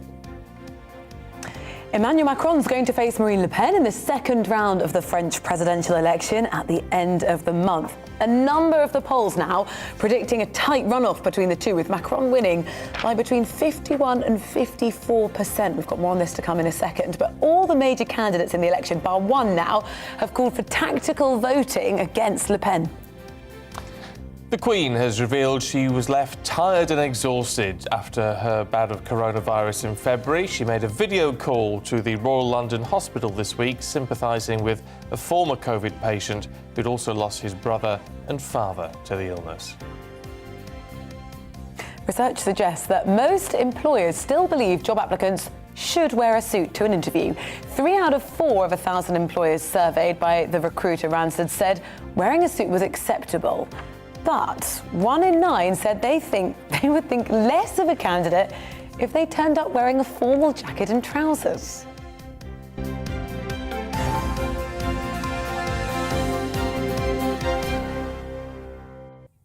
Loads of you getting in touch this morning after that ding-dong in the last paper review between Nikki and Mike, all about food banks and whether we need more and what needs to be done and all this sort of thing. Morning Alan, says if people need food and they are really desperate, then it's good to have food banks. But I do think certain people maybe use them just to top up their food. It's a sort of similar sentiment from Roger, who says food banks are wonderful, but how many people using them have very good mobile phones and how many smoke? Archie says, I'm sorry, but your paper review guy, Mike Parry, is wrong. I get £65.50 a week and it is not a lot to live on. I have to say, we've got quite a lot of people, though, with the opposing view. Again, Pat in Peterborough making the same point as Roger. Morning to you both, saying, I watch people queuing at the food bank, smoking cigarettes with enormous tattoos. If I didn't have the money to eat, I'd have neither of these. It's a matter of priorities. And Jag says people use them who don't need them. My blood boils when I hear of the poverty. Funny how they can afford to smoke and drink. These days, they don't even have enough to go to the food banks as the food bank delivers. They don't even have to go to the food bank as the food bank delivers. Well, look, more of you siding on Mike's side on that than the other, it would seem, because he wasn't saying, I've got to be fair to Mike, he wasn't saying that people shouldn't be using them. He was saying they shouldn't be, they're like a sticking plaster, and actually more should be done. More should be done, and in terms of benefits and things. And the criticism was that they've been politicised. That was the argument. Well, Mike will rejoin us right in the studio in about sort of 20 minutes' time, and we can maybe get stuck back into that again. Yeah, keep your thoughts coming through, gbviews at gbnews.uk. Now, the French President Emmanuel Macron is going to face off against political rival Marine Le Pen in a runoff election in 2 weeks. after the candidates made it through the first round of voting yesterday. Now, if Macron wins, it's April the 24th, the big day. He'll be the first French president to win re-election in 20 years. Let's find out a little bit more. Fraser Myers is deputy editor for the internet magazine Spiked, who joins us in the studio. Thank you very much for coming in. Morning. Macron and his team, I think, probably breathing a bit of a sigh of relief, actually. Slightly, because the polls have been tightening so much in the past few weeks. I mean, initially, a few weeks ago, you would have said Macron is going to walk it. The election almost seemed like a bit of a formality, almost. It was, you know, he was that far ahead. And then suddenly, Marine Le Pen was chasing him in the polls. But still, I mean, in 2 weeks' time, a lot of the polls suggest it's going to be really tight. There could be 2 or 3 points in between the two. Now, if you compare that to the last time they faced each other off, Macron trounced her.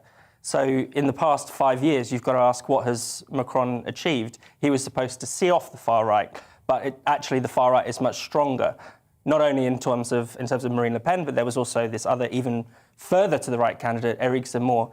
He only got 7% in the end, but that didn't... Still 7%. Still extraordinary, and it didn't split the far right vote. It compounded the size of the far right vote. Now, is this down to, I was asking our guest last hour, but is this down to more people sympathising with their views, some of which, it's got to be said, are pretty distasteful? Or is it down to as we saw, I mean, really in the States, we've seen over here as well, people just feeling disenfranchised with the status quo? I think there's absolutely a lot of people who feel disenfranchised with the status quo. You know, large majorities of French people say that the country is going in the wrong direction, that they feel that politicians, you know, don't speak for people like them. And so, yes, people are looking to alternatives. They're not just looking to the far right, as it happens. Jean-Luc Mélenchon did surprisingly well, you know, getting over 20% of the vote, coming third, not quite making it into this runoff. The two... And he's far left. And he's on the far left. And he's, you know, far left, anti-NATO, anti-EU from that kind of position. And, you know, the two main parties, the Party Socialist and the Republican Party, the two most successful parties since the Second World War, are nowhere to be seen. They're getting less than 5% of the vote for their candidates. So clearly there is a very volatile mood in the country. People are fed up with the status quo, but they don't necessarily know where to direct that frustration. If we look at the analysis of the papers, French election in balance after narrow Macron win, says The Times. The Guardian, Macron and Le Pen face off in fight for France's future. How much of a face-off is this going to be? Do you think Macron still has it? I think just about, but I think, you know, it is in the balance, really. And for the past month or so, for pretty much the whole of the campaign, Macron has been quite absent.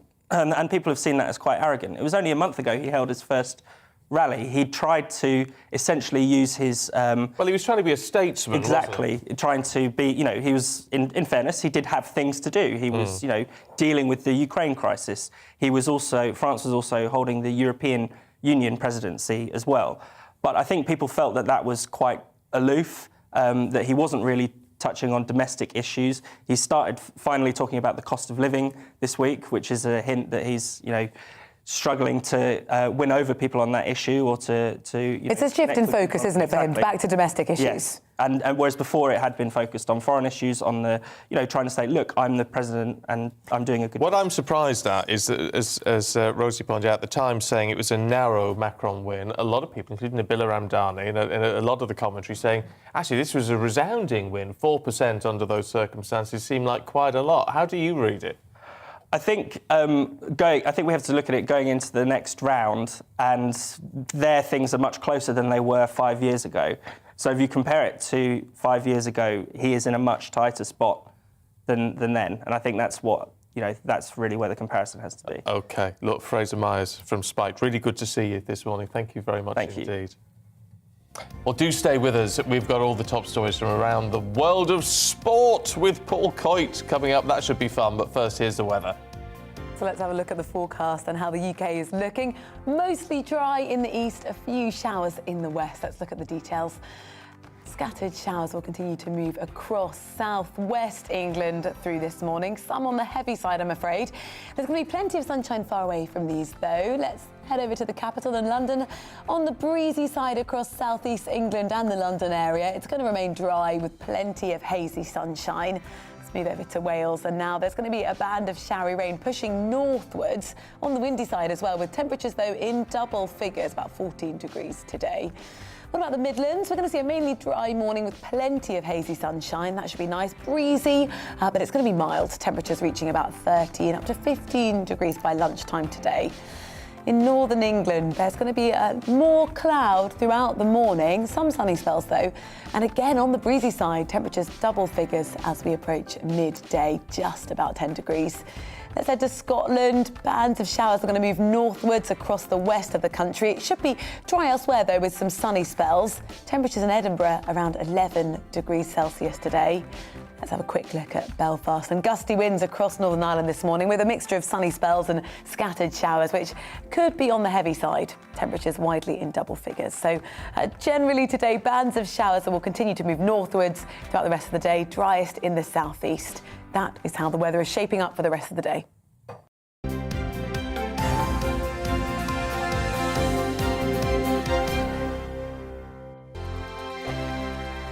Europe is in the grip of the most devastating humanitarian crisis since World War II. The people of Ukraine are facing unimaginable suffering as their homes are destroyed and their loved ones are killed. Millions of people are being forced to flee for their lives, carrying only their children, their pets, and the clothes on their back.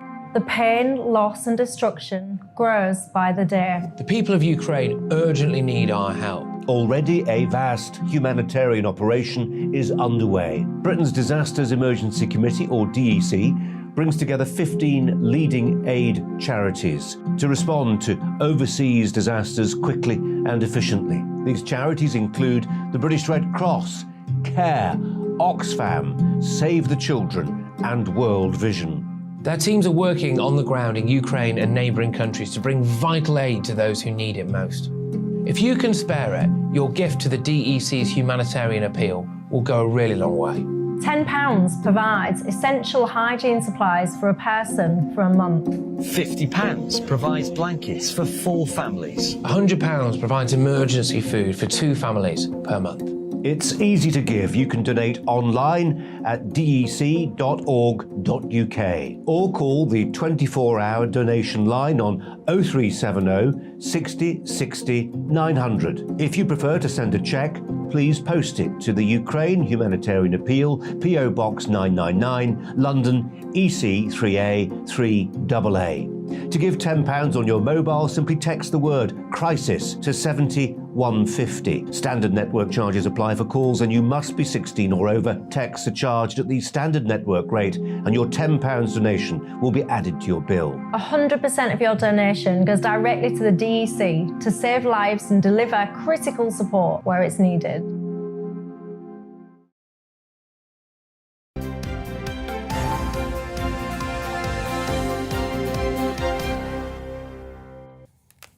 Good morning, welcome back. You're watching and listening to Breakfast with This Morning, Stephen and Rosie. Well, live across the whole of the UK, of course, we're on your TV, we're on your radio and online. Now, let's get a bit political for you this morning. We're going to talk about Labour's new policy, getting tough on crime. But we need to kick off, actually, with what is going on right now with the Shadow Justice Secretary, Steve Reid. Good morning to you. Now, we want to talk about your policy plans in a moment, but I've got to ask you about what you make of the current situation and the Chancellor and this investigation which he wants into his tax situation. Is this a good idea, do you think? Well, he's only referred himself for an investigation because the deputy leader of the Labour Party, Angela Rayner, wrote a very detailed letter yesterday to the Prime Minister outlining a whole list of areas of concern where the Chancellor had failed to declare on his register of interests benefits that may have accrued to him from his ministerial position. That would breach the ministerial code, which is a resigning matter. So, we await with interest the report that Lord Geit, the watchdog here, will now be producing. I mean, he has been adamant all the way through that everything has been, whatever the optics, everything is legal. He's done nothing wrong, and this is just going to provide further clarity. Now, if that proves to be the case, will the Labour Party then back off him? Well, if you remember, this is what the government was saying about Partygate, that nothing had gone wrong, and then there's a police investigation and we find that there are a number of breaches. Owen Paterson, where they ripped up the rules in order to cover up breaches of those rules by a senior Conservative MP. And now a list of concerns from the Chancellor about things that he should have declared. And these are significant concerns. For instance, the Chancellor did not declare on his register of MPs' interests his wife's non-dom status. And then in the Finance Act that's just gone through Parliament, there are changes to the rules that benefit wealthy non-doms. Now, under the Ministerial Code, ministers are supposed to declare that kind of thing so that they can recuse themselves and not take part in decisions that will affect their own household income. There are a whole list of concerns like that about Rishi Sunak's behaviour, and we need to get to the bottom of it. Let's get some clarity on non-dom then, because Jeremy Corbyn, Ed Miliband, had they walked into number 10, said they would scrap non-dom status or reform it. Would Keir Starmer? Well, Rachel Reeves, the Shadow Chancellor, has ordered a review of all sorts of tax loopholes, including non-dom status.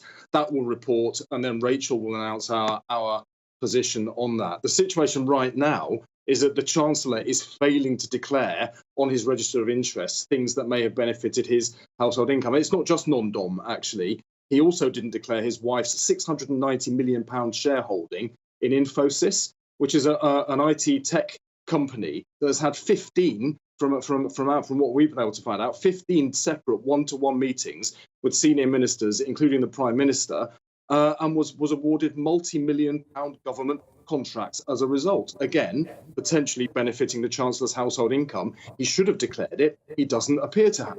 So there are a whole string of questions to answer about what looks like a culture of self-entitlement right at the heart of government. The Chancellor has asked for a review and investigation, as we mentioned, so we'll have to keep the audience up to speed on those developments. Let's just talk briefly about your new strategy to better get tough on antisocial behaviour. How? That's right. Well, communities are telling me, and I'm sure they're telling your reporters as well, that they feel that communities are blighted by antisocial behaviour, but nothing is ever done about that. Partly that's because the Conservatives cut 21,000 police, but also the use of community payback schemes where offenders are made to do unpaid work in the community to make reparations has gone into steep decline under this government. So the number of community sentences of that kind issued since 2017 has fallen by a third. And over the last 5 years, the number of hours issued to payback offenders has fallen by 3/4. And we really need to revive that to show communities that if people commit crimes in your community, if people commit antisocial behaviour in their community, there are consequences. They will be made to do work to put that right, and victims must be at the heart of deciding what work is carried out in each community. So that is what we're proposing today. Steve Reed, thank you very much. Shadow Justice Secretary, for your time this morning on Breakfast. OK, time for the sport. We're doing headlines. Oh, Paul Coit, you're going to have to wait. I can't wait any longer. Stand by. I thought we were going straight to the sport. Sport in a second. Top stories for you. Let's have a look at the French elections. Yeah, Emmanuel Macron's going to face Marine Le Pen in the second round now of the French presidential election at the end of the month. We've been here before. A number of polls are predicting a tight runoff between the two, with Macron winning by between 51 to 54%. All the major candidates in the election, bar one, though, have called for a vote against her. Tactical voting at play. Transgender people are potentially being denied the chance to preserve their fertility just because of where they live. A group of hospitals has found inconsistencies in fertility preservation across the UK, with transgender people struggling to access services. The Queen, she's on the front pages of many of the papers this morning, has revealed she was left very tired and exhausted, perhaps unsurprisingly, during her bout of coronavirus in February. The monarch made a video call to Royal London Hospital this week, sympathising with a former COVID patient who lost his brother and his father to the illness.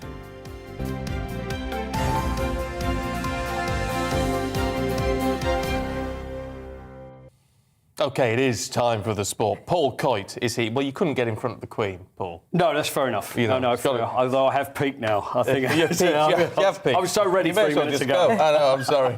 Let's talk Masters. Scotty Scheffler. The Masters is probably my favourite golf tournament. I think we mentioned this last time I was here, and this is like no golf tournament there is. They call the spectators Patrons, you're not allowed to call them spectators, they're patrons. It's all, it's like going back in time when you play the Masters. So Scotty Scheffler, now this guy, American, 25 years old, because golf, although is seen to be the more discerning gentleman's game, it's 25, and it's a young man's game now because the whole game has changed. So he was unbelievable, world number one. He's won 3 tournaments pretty much on the bounce over the past few months, come from nowhere, and now he wins the Masters. So it was an amazing performance by him. To win that last night.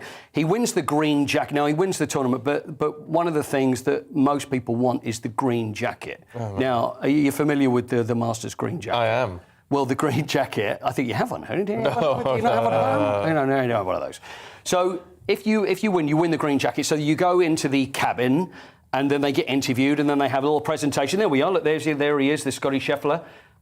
Wearing the green jacket, which are usually quite ill-fitting. I think they only have one green jacket for whoever wins. So he's looking quite emotional there. He's in the green jacket. So he's allowed to wear the green jacket for a year, anywhere he wants. But after a year, and once there's a new holder of the title, it has to stay at the Augusta National. He's not allowed to wear it. So there's this row of green jackets at the golf club, which you're only allowed to wear if you go there, but you're not allowed to wear it out. Right. Which I think is rather unfortunate. It is unfortunate, isn't it? I've got to mention Rory. I've got to mention Rory McIlroy. Oh, he was second, wasn't Rory McIlroy was second. Rory, who's had a pretty good run at the Masters, is the only major that he's never won, and came through with an amazing 64, which was very, very good. It's a joint record for the final round at the Masters, so he was terrific. And also Tiger Woods as well, who managed to play all 4 rounds. He did pretty well, didn't he? He did pretty well, and he's going to be playing it at the Open at St Andrews in the summer. So good. Let's talk football.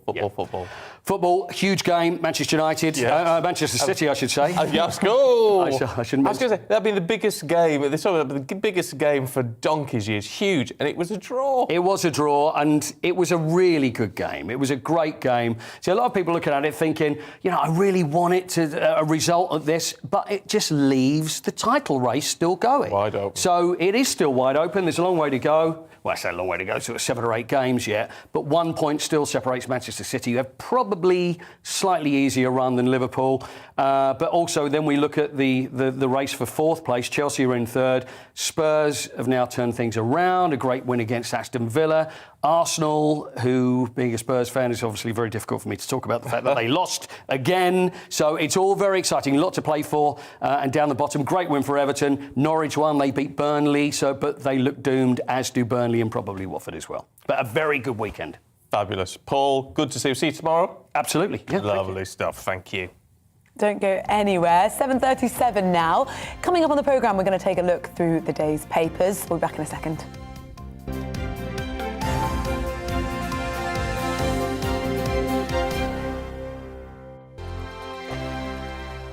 Europe is in the grip of the most devastating humanitarian crisis since World War II. The people of Ukraine are facing unimaginable suffering as their homes are destroyed and their loved ones are killed. Millions of people are being forced to flee for their lives, carrying only their children, their pets, and the clothes on their back. The pain, loss and destruction grows by the day. The people of Ukraine urgently need our help. Already a vast humanitarian operation is underway. Britain's Disasters Emergency Committee, or DEC, brings together 15 leading aid charities to respond to overseas disasters quickly and efficiently. These charities include the British Red Cross, CARE, Oxfam, Save the Children, and World Vision. Their teams are working on the ground in Ukraine and neighbouring countries to bring vital aid to those who need it most. If you can spare it, your gift to the DEC's humanitarian appeal will go a really long way.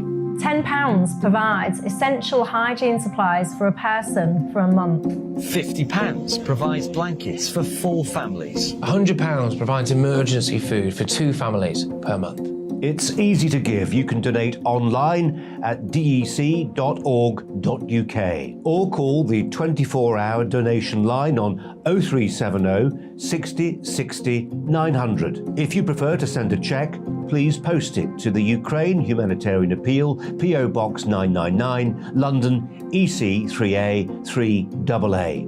To give £10 on your mobile, simply text the word crisis to 70150. Standard network charges apply for calls and you must be 16 or over. Texts are charged at the standard network rate and your £10 donation will be added to your bill. 100% of your donation goes directly to the DEC to save lives and deliver critical support where it's needed.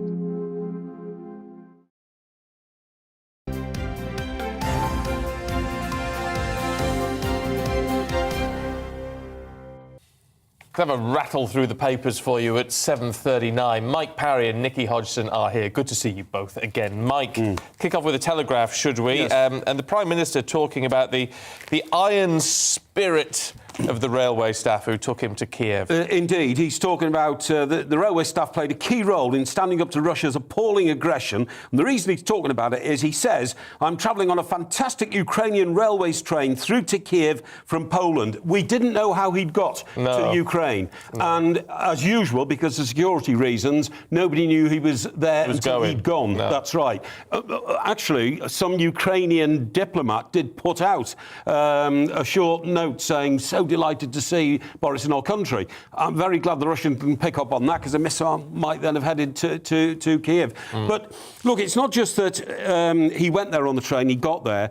I personally feel incredibly proud of the man who leads our country to go there and walk the streets of a city that a week ago was under siege from the ruthless tyrant Vladimir Putin. You can imagine how aggravated and annoyed Putin will now be to have seen Boris Johnson, the man who he identified, didn't he, just 2 weeks ago as being enemy number one. Oh, he did, to Russia. He did. And for Boris to do that, putting himself at risk, but also to represent the solidity of support from the United Kingdom for the Polish people, I think was a really wonderful thing. To see him walking down the street, and people, it was a bit like seeing John Travolta in Lincolnshire recently, wasn't it? You know what I mean? Well, I wouldn't quite compare the two, but I gotta be honest. What impression do you get of Boris's relationship with Zelensky? Oh, I think it's very, very strong. You see, where I think Boris excels is when he believes in something and applies himself to it. I'm not sure he ever believed in Brexit, but it was a good political opportunity. But he certainly believed in trying to win the last election and won it. And he believes, I'm certain, he's not just doing this for popularity, I'm certain he believes that freedom is under threat in the Western world. I'm going to stand up against it. Interestingly, I was told 20 babies born in the Ukraine in the last 10 days have been named Boris, if they're male, of course. Yes, but I mean, it's kind of not an uncommon name. To be fair, I mean, I don't know. I suppose in that part of the world, it's not. Whether you can tie the two, I don't know. Nikki, let's look at the Mail, should we? In petrol protests, Home Secretary's not happy. No, Priti Patel's sort of irate again about the climate protesters that have been locking themselves to some of the fuel pots in the UK. The one thing I've got to say, though, is that the report starts by saying they are stopping your access to fuel. Well, they are on a level, but also we've got this massive crisis going on in Ukraine about the supply of energy to the UK. So it's not as simple as these people are stopping you from getting to work. But I do have sympathy with people who are trying to get to work and can't fill up their cars. It's the last thing you want to worry about at this time.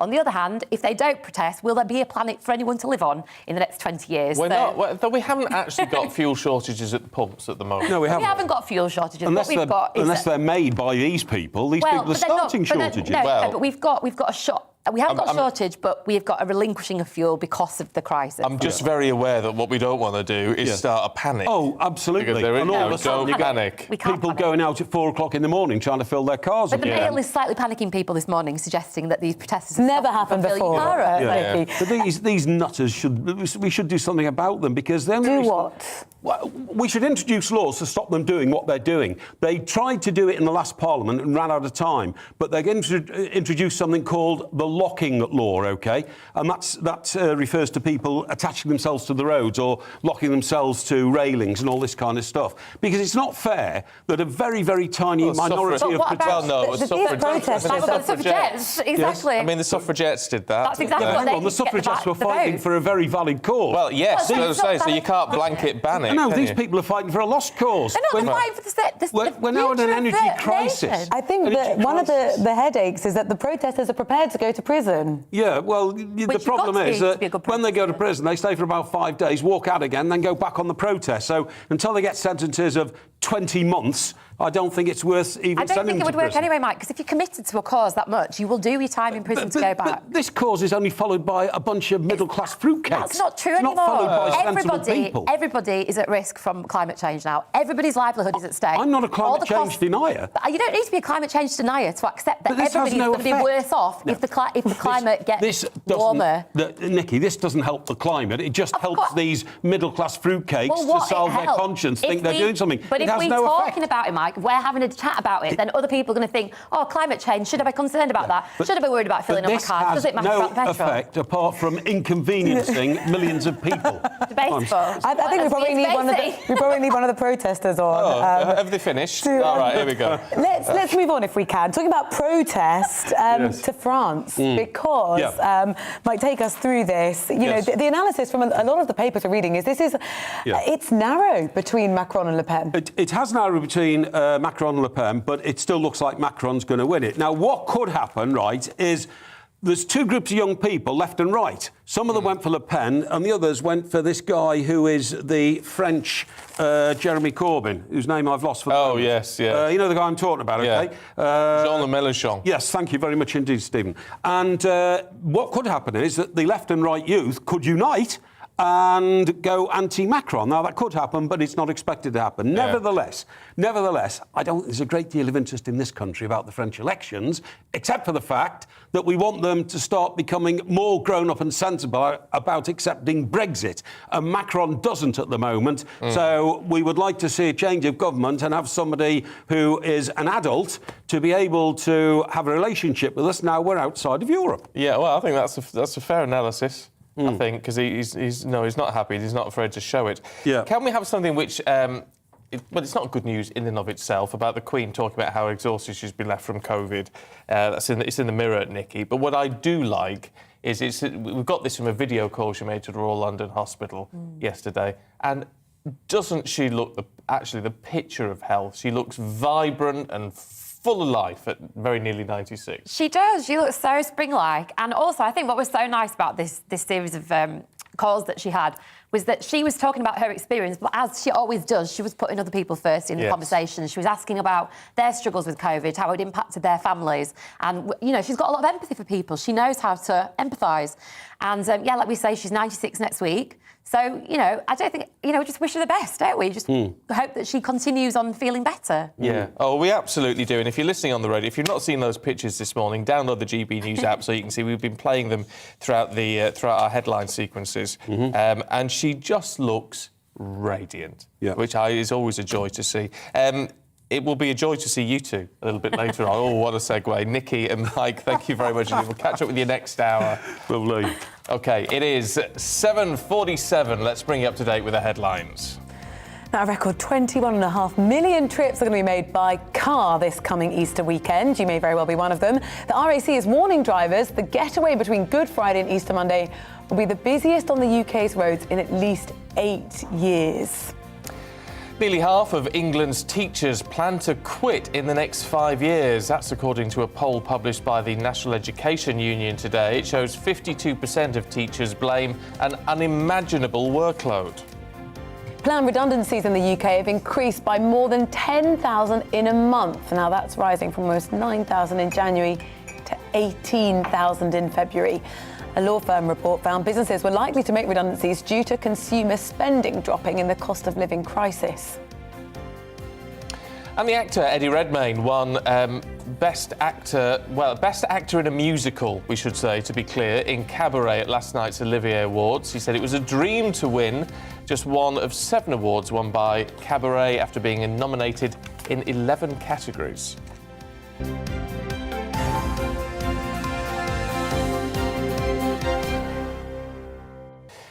Let's have a look at the facts and figures for you this morning. UK growth numbers slowed more than expected in February. The British economy advancing 0.1% month over month in February, falling short of the predictions and the expectations. Now, some of the driving factors include falls in production for transport equipment, electrical power generation, and the extraction of crude petroleum and natural gas. Let's find out more. Our business and economics editor, Liam Halligan, is in the studio with us. Make sense of it. It sounds inane, but these are the facts and figures that determine all of our economic and commercial lives, the security of our families, how much money we got in our pocket. And if the British economy is expanding, then everyone feels better off. There's more spending, there are more jobs, there's more investment. And we are still expanding. The economy now is bigger than it was before the pandemic. There hasn't been that case for long, so we've fully recovered from prior to the pandemic. But the rate at which we're increasing is lower than we thought it was going to be. And that's really because, I mean, all these numbers, by the way, predate Russia-Ukraine, right? These are the February numbers, and the Russia-Ukraine invasion was the 24th of February. So these are the numbers for February. They take a while to come out. It's basically after the pandemic ended, global lockdown ended, global supply chains, our ability to move things around the world, businesses' ability to get back into gear, if you like. The world economy is still spluttering. The British economy is still spluttering. We thought we were going to see an expansion of 0.3%, about a third of 1%. Between January and February, it was only 0.1%, so a third of what we thought. And when the economy grows slower, there's less money around, there's less tax for the government to give out to the rest of us, by the way. Yeah, now that's the big issue. On all this news coming out on a day when pensioners are getting their 3.1% increase, which is now half the rate of inflation. Ordinarily, so this is the day when all the benefit upgrades that were announced for the beginning of the fiscal year, the beginning of April, they come into effect. So it's not just pensions, it's universal credit, benefits right across the piece. And obviously millions and millions of people in the UK are entitled to and receive benefits. And as you rightly say, Stephen, the basic state pension goes up by 3.1% today. So for the rest of the year, the basic state pension will be 3.1% higher than it was. So I've got the numbers here. The basic state pension, and there are different variations, it's £179 £60 a week. Now, if that goes up by 3.1%, that's £5.55 extra a week. But as you rightly say, the rate of inflation is now going to be 7 or 8% this year, the extent to which prices are going up. We increased pensions based on where inflation was back in September the year before. It's just the way we do things in the UK. So if you increase the basic rate pension by inflation, it should actually be going up £13.30 a week rather than £5.55. So pensioners there are out of pocket. This increase in the basic state pension is less than the rise in the cost of living. So it's a cut in what we call real terms, and that has political implications. Are we going to see the triple lock brought back, which would alter that? It would alter it. I don't think we are going to see the triple lock being brought back. That was the coalition era, the Tories and the Lib Dems, when they were in power together from 2010 to 2015. They said pensions would be uprated either by the rate of inflation or earnings or 2.5%, whichever was higher. The Tories want to scrap that because in the end, they feel there's generational inequality here. Yes, a lot of pensioners aren't doing particularly well, but quite a lot are. And it's younger people who really feel the squeeze, working age families. So I can't see the triple lock being brought back anytime soon. OK, Liam, thank you very much indeed. Don't forget Liam's back at 1 o'clock with On Your Money. On the money, even. Oh, I said on your money. I was going to say on your money. And just a good morning to Jeff in Leeds. He says the suspending of the pension triple lock was a disgrace. This was a Tory manifesto pledge. Please keep your views coming in. You can tweet us at GBNews, or you can email us gbviews@gbnews.uk, particularly on cost of living and the impact on, what's in your purse and pension fund as well. Yeah. Now, time for On Your Doorstep. Our Yorkshire and Humber reporter Anna Riley has been out and about this morning in Ferrybridge. Very good morning to you, Anna. Good morning. Yes, we're here in Ferrybridge, town in West Yorkshire. We've been speaking to residents and business owners this morning about the day's news and what matters to them in their community. Now, we're going to knock on the door here of this resident to find out their view. So let's give them a knock. Good morning. You're on GBNews. Are you all right to pop in? Thank you.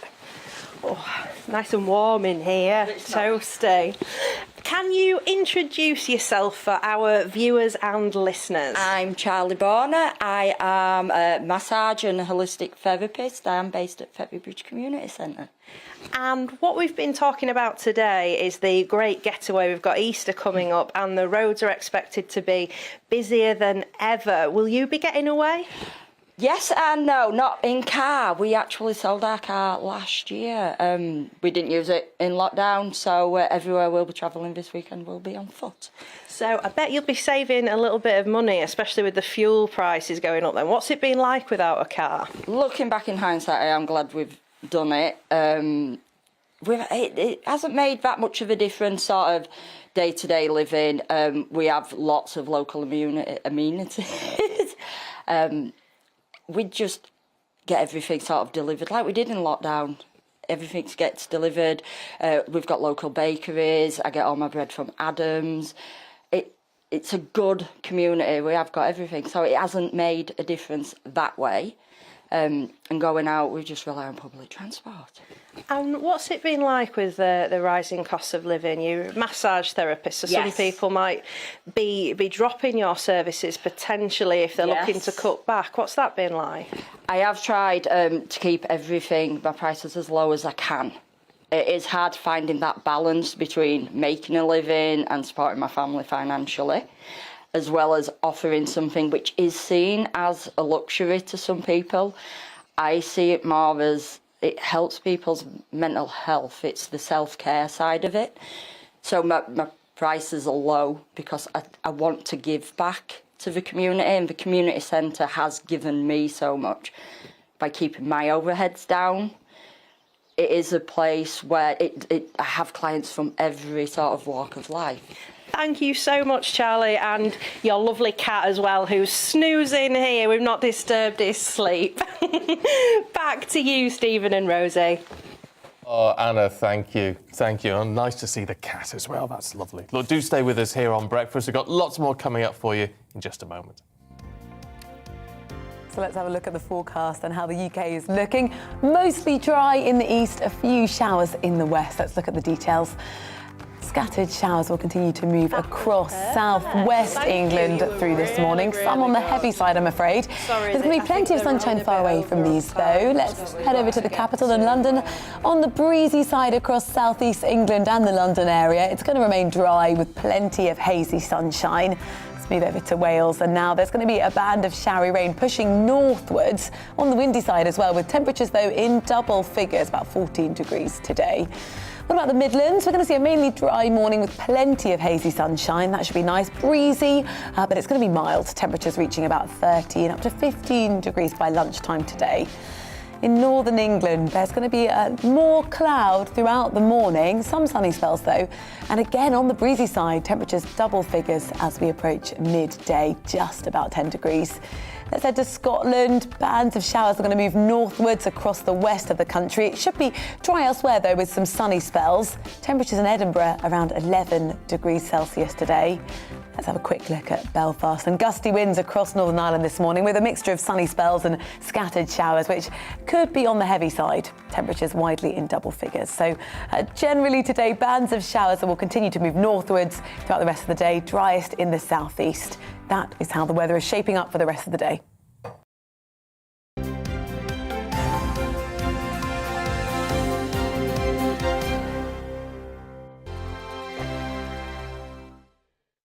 Europe is in the grip of the most devastating humanitarian crisis since World War II. The people of Ukraine are facing unimaginable suffering as their homes are destroyed and their loved ones are killed. Millions of people are being forced to flee for their lives, carrying only their children, their pets, and the clothes on their back.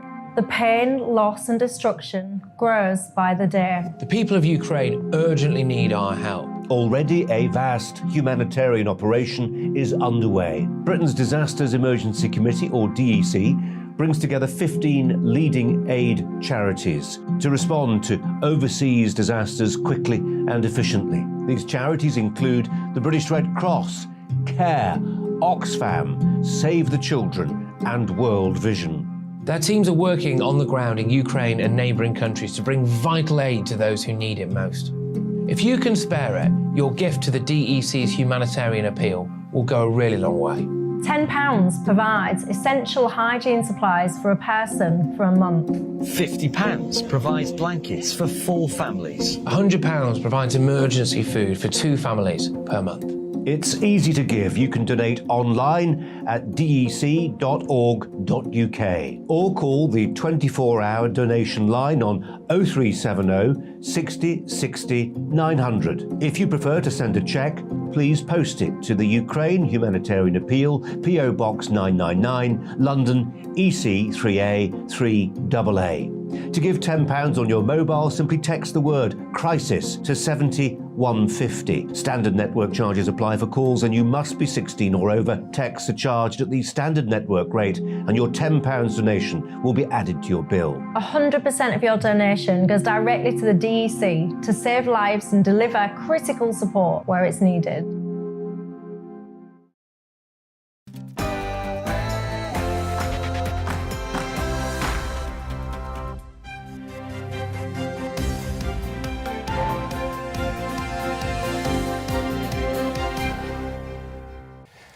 Rishi Sunak asked the Prime Minister for an investigation into his own financial affairs as the row over his family's taxes continues. A very good morning. It is 8 o'clock on Monday, the 11th of April. This is Breakfast on GB News with today, Stephen and Rosie. We are live across the UK. We're on your TV, on your radio and online. So let's give you an overview. Here's what's leading the news this morning. And the Chancellor, Rishi Sunak, has now written to the Prime Minister. He's asking for an investigation into his financial affairs after days of damaging leaks about his family's tax status. It comes as the state pension rises by 3.1% today. Normally a good figure, but of course critics say it isn't enough to help those who are hit by the cost of living squeeze. Now, across the channel, Emmanuel Macron and Marine Le Pen will now go head-to-head. They've done this before in a runoff election in a fortnight's time after the two candidates topped the first round of the French elections last night. Ukrainian President Volodymyr Zelensky has said his country is bracing itself for a hard battle in the east, with Russian forces continuing to amass there. Officials have told civilians to flee the area immediately. Now, you can join in with any of our discussions by emailing gbviews@gbnews.uk. Or tweet us at GBNews.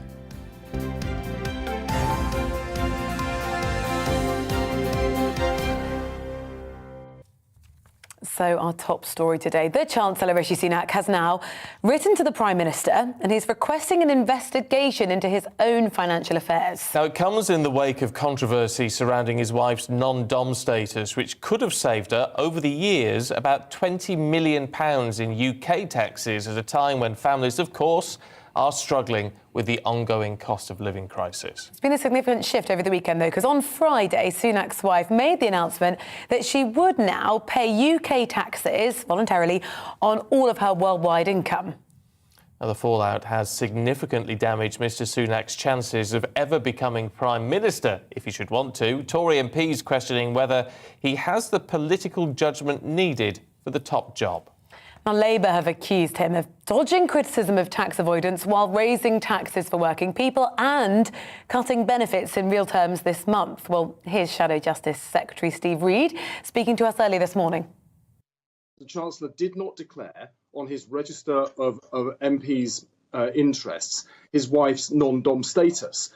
And then in the Finance Act that's just gone through Parliament, there are changes to the rules that benefit wealthy non-doms. Now, under the Ministerial Code, ministers are supposed to declare that kind of thing so that they can recuse themselves and not take part in decisions that will affect their own household income. There are a whole list of concerns like that about Rishi Sunak's behaviour, and we need to get to the bottom of it.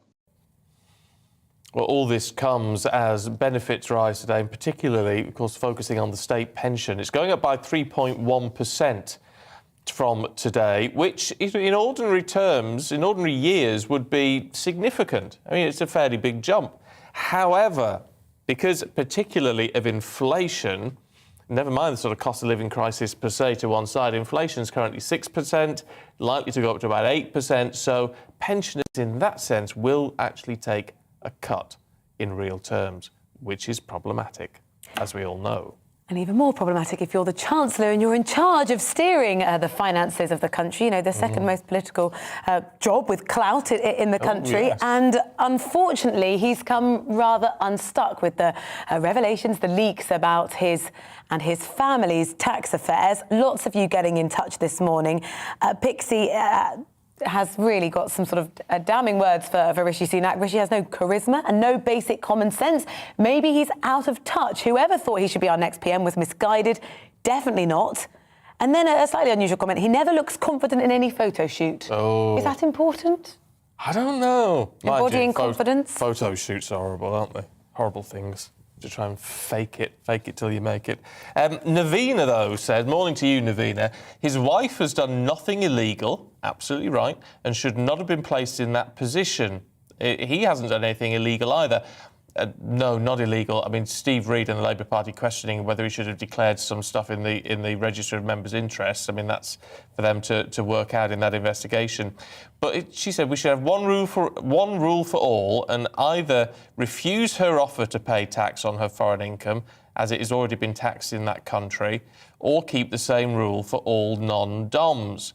I suppose the argument there, Navina, would be you've got to apply to be a non-dom, and in fact there's a fee attached to it because of how long she's been in the country of £30,000 a year that she has to pay to be that non-dom.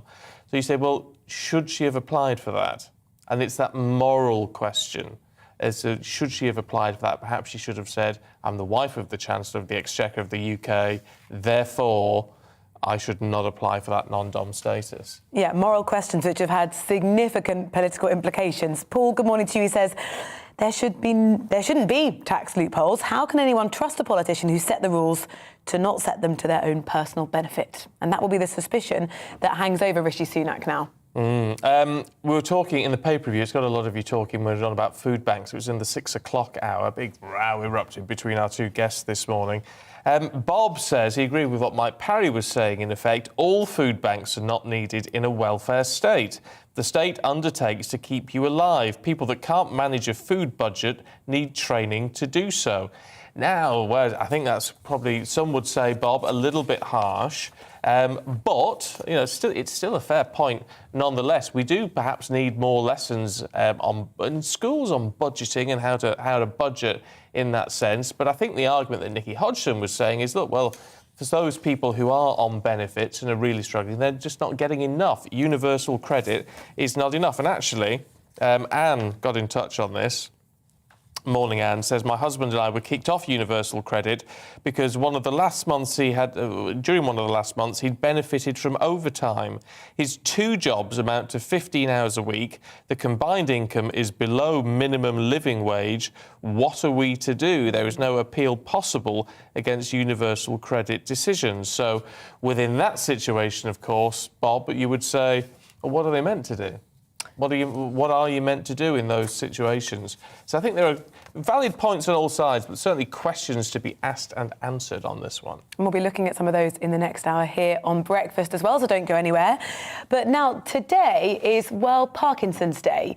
In the UK, Parkinson's numbers are increasing, with diagnoses set to double over the next 20 years. Well, Alexander Reid is director and founder of the European Parkinson Therapy Centres, one of the leading centres in the world, and has Parkinson's himself. He was diagnosed 16 years ago, and he joins us now. I'm very pleased to say. Alexander, it's good to see you this morning. What is worrying in our introduction is that the cases of Parkinson's are expected to increase dramatically over the next few years. Do we know why that is? There are a lot of factors involved, and unfortunately, probably the main factor is stress. Is a very high level risk factor, and stress is growing more and more in our part of the world, the western part of the world. And there are other factors, inherent hereditary factors, pollution, But I would say stress is a major, major factor which is causing Parkinson's. And Parkinson's, in reality, it's a man-made disease. It doesn't exist without the fact that we made it exist. It was really interesting looking at your notes saying the condition shouldn't be treated as a disability or even an illness, but simply a difficulty that needs to be managed. Why so? If I got up in the morning thinking I had a neurodegenerative acute disease, which there was no cure for, after 208 years, there's still no cure, I don't think I get out of bed in the morning. I think everybody has a neurodegenerative condition, and that's called aging. And they still get out of bed in the morning. So why can't we? Yeah, well, no. If you treat yourself as a victim, you become a victim. If you treat yourself as being seriously ill, you'll be seriously ill. I prefer to treat myself as a normal person who needs help. Yes, I need help. So I can manage my condition and I can live my life to the full. And I do that. I mean, it's an incredibly positive attitude. And as you say, I think that can often help with quality of life, can't it, if you have a positive attitude. But how did life change for you when you got that diagnosis 16 years ago? It's rather like an atomic bomb going off in your life. I was a business consultant. I was travelling the world and doing very nicely, thank you. Then some horrible neurologist said, "Oh, you've got Parkinson's." That wasn't good news, and it blew my life apart. But because I was a business consultant, I decided to set up a no-profit here in Italy, European Parkinson's Therapy Centre, which is totally different from any other centre in the world. Our centre is designed to help people live with Parkinson's. Rather than trying to sort of tackle it in one sense, which I think is, which is really interesting, isn't it? Because I know there's a lot of campaigning around trying to treat and cure Parkinson's, and you look at people like Michael J. Fox, who's been very prominent in that. It is, I mean, obviously that's a long-term. It's a long-term prospect. All that sort of work. It is fascinating that you really wanted to focus on helping people in the here and now. Yeah, there is a lot of work. Simon Stott from Cure Parkinson's, who's a good friend of ours and a very great scientist, he said that 80% of the research on Parkinson's has been done in the last 20 years, and yet we're still nowhere near a cure. Nowhere near. There's not even a medicine that will slow down or reverse Parkinson's after 208 years. So that's a pretty dead-end street as far as we're concerned, although we do help with research and we work with the pharmaceutical companies. But we're not hopeful because Parkinson is a very complex condition. It's a series of conditions, actually. And what we discovered, and what I think a lot of people are discovering through our centre and through many other centres, is that you can live with Parkinson if you follow certain guidelines. You've got to exercise every day, you've got to have a positive attitude, you've got to have the right lifestyle, you've got to eat the right food. There's many things, but the result is you can have a very, very good quality of life, even after 16 years. It's a really positive message and a great message. I'm sure people will appreciate if they're living with or affected by Parkinson's. Alexander Reid, good to talk to you. Thank you very much indeed. Really appreciate it. I find that absolutely fascinating because I'm a type 1 diabetic and there's a lot of work going on with great organisations like JDRF UK who work so much on cures for type 1, which will never happen in my lifetime. And although that work is so important, I do think it is really important to learn how to live with a condition. How to manage it. And how to manage it and lead the best life you can with all of that, which is what I focus on in work when I do, in little talks I give and things. It's all about doing what you can do now, whilst the scientists work away on Well, I found it fascinating this morning, just sitting next to you, seeing The basic management you've had to do just this morning. It's interesting, isn't it? I've gone hypo this morning while we've been on air, but nothing I can't manage. But it's really interesting because, of course, then scientists are also working on great bits of kit like my Freestyle Libre sensor, which monitors my glucose levels, and an Omnipod pump that I'm wearing, which delivers insulin every couple of minutes. And it's incredible, the technology which then allows us to lead, as type 1s, pretty normal and long lives, as long as anybody else, which wasn't the case not that long ago. So it's great. So I really salute Alexander, what he's doing in helping people just live with Parkinson's, whilst other people look for ways to treat it. Now, it's 14 minutes past 8. You've enjoyed this story? Oh, I have, yes. The Queen. She's revealed, she's spoken very candidly about what it was like having COVID. She's told people how she felt being diagnosed. And, of course, we had that announcement over the weekend that she was going to pull out of the traditional Easter Maundy church service that would be scheduled to take place this Thursday. Oh, well, let's head to our Royal reporter, Cameron Walker, who's outside Buckingham Palace for us this morning. And it's interesting always to get a view from Her Majesty about how she's feeling and how she's coped. But by heck, didn't she look well in that video call?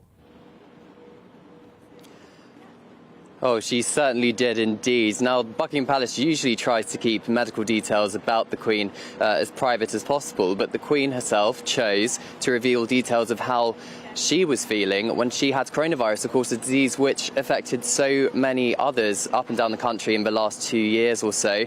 She said that it left her feeling very tired and exhausted. We know she's had at least one coronavirus jab, that Buckingham Palace said she'd had her first dose in January 2021, and we're led to believe that she has had a further 2 doses since then. She contracted COVID in February 2022, but she continued with light duties all the way through and has recovered from that. Now, the Queen on Wednesday was visiting did a virtual visit to the Royal London Hospital. She is patron of that hospital, and she was visiting the new Queen Elizabeth unit, which was built in just 5 weeks in response to the pandemic, has 155 beds, and I suppose it was her chance to. We know that the Queen has had mobility issues recently, and it was her chance to kind of virtually visit and pay tributes to NHS workers and meet patients virtually rather than in person. And I think as time goes on, we might see her doing more and more of these virtual visits so she can keep meeting British citizens as she has done for over 70 years. Yes, because Cameron, she's pulled out of an arrangement that she will be really sort of bitter to miss this week. Yeah, she has. The annual Maundy service is a very important event in the royal calendar, and her son, Prince Charles and Camilla, are going to be taking her place this year. It's the first time they have done so. Now, from speaking to royal sources inside the palace, the decision was taken, I think, for logistical reasons more than anything. The Queen was unable to commit because the order of service had to be printed, and she didn't want it to overshadow the day itself on Thursday. She wanted it to be about the service. She didn't want the top line, as it were, to be that the Queen is missing it, and she wanted to avoid any misunderstanding on the day. But the Queen has been keeping busy with virtual engagements, as we've just been speaking about the hospital visit. She's also received credentials presented to her from foreign ambassadors as well. But I think this is yet another sign that Charles and Camilla are going to be taking on an increasingly prominent role as the years go on. Just a quick word, Cameron, about Prince Harry and this book which apparently he's bringing out. Yeah, so we're expecting Prince Harry's autobiography at some point in the autumn, and it's expected to be a tell-all autobiography. I think the palace perhaps are slightly concerned, considering what Prince Harry and his wife Meghan revealed in that Oprah interview back in March 2021. But I think, we don't know exactly what's going to be in it. It's a lot of speculation. But if the Oprah interviews and things go by, I think it's going to be ruffling a few feathers inside the palace. But I think Buckingham Palace here behind me is very much preparing for the Queen's Platinum Jubilee in June this year, and lots of celebrations to come. Yes, let's concentrate on the good times ahead, street parties and all the rest of it. Cameron, really good to see you. Thank you very much indeed. If you're having a street party, let us know. gbviews@gbnews.uk. A friend of mine who lives in Windsor, I spoke to yesterday, she was telling me that they're planning a street party for the end of the Platinum celebrations. And which day? You've got so many bank holidays to pick from now. We can have several. Have several. But it'd be nice to have that community get-together, won't it? For sure. Absolutely. Well, for all the royal weddings, I really went to town. Did Harry and you? Meghan, it was like a whole melee of American snacks and traditional British ones. So we had hot dogs and sausage rolls. Oh, good idea. Any better inspiration than that would be gladly received. You can get in touch with us in a number of ways. You can tweet us at GBNews and you can email us as well, gbviews@gbnews.uk. But right now it is 18 minutes past 8. Let's bring you up to date with some of the day's top stories. Well, the Chancellor has written to the Prime Minister asking to be referred to his independent advisor on ministers' interests. It's after it emerged that Rishi Sunak held a US green card whilst in office and that his wife had non-dom status. Mr Sunak has said that he's always followed the rules and hopes the review will provide further clarity. Now to France. Emmanuel Macron's going to face Marine Le Pen for the second time in the second round of the French presidential election at the end of the month. A number of polls are predicting quite a tight runoff between the two, but estimates say Macron should win by between 51 to 54%. All major candidates in the election, bar one, have called for tactical voting against Le Pen. Now, research suggests that most employers still think that job applicants should wear a suit to an interview, if you're a fella, that is. 3 out of 4 of 1,000 employers surveyed by recruiter Randstad said wearing a suit was acceptable. 1 in 9 said they would think less of a candidate if they turned up in a formal jacket and trousers.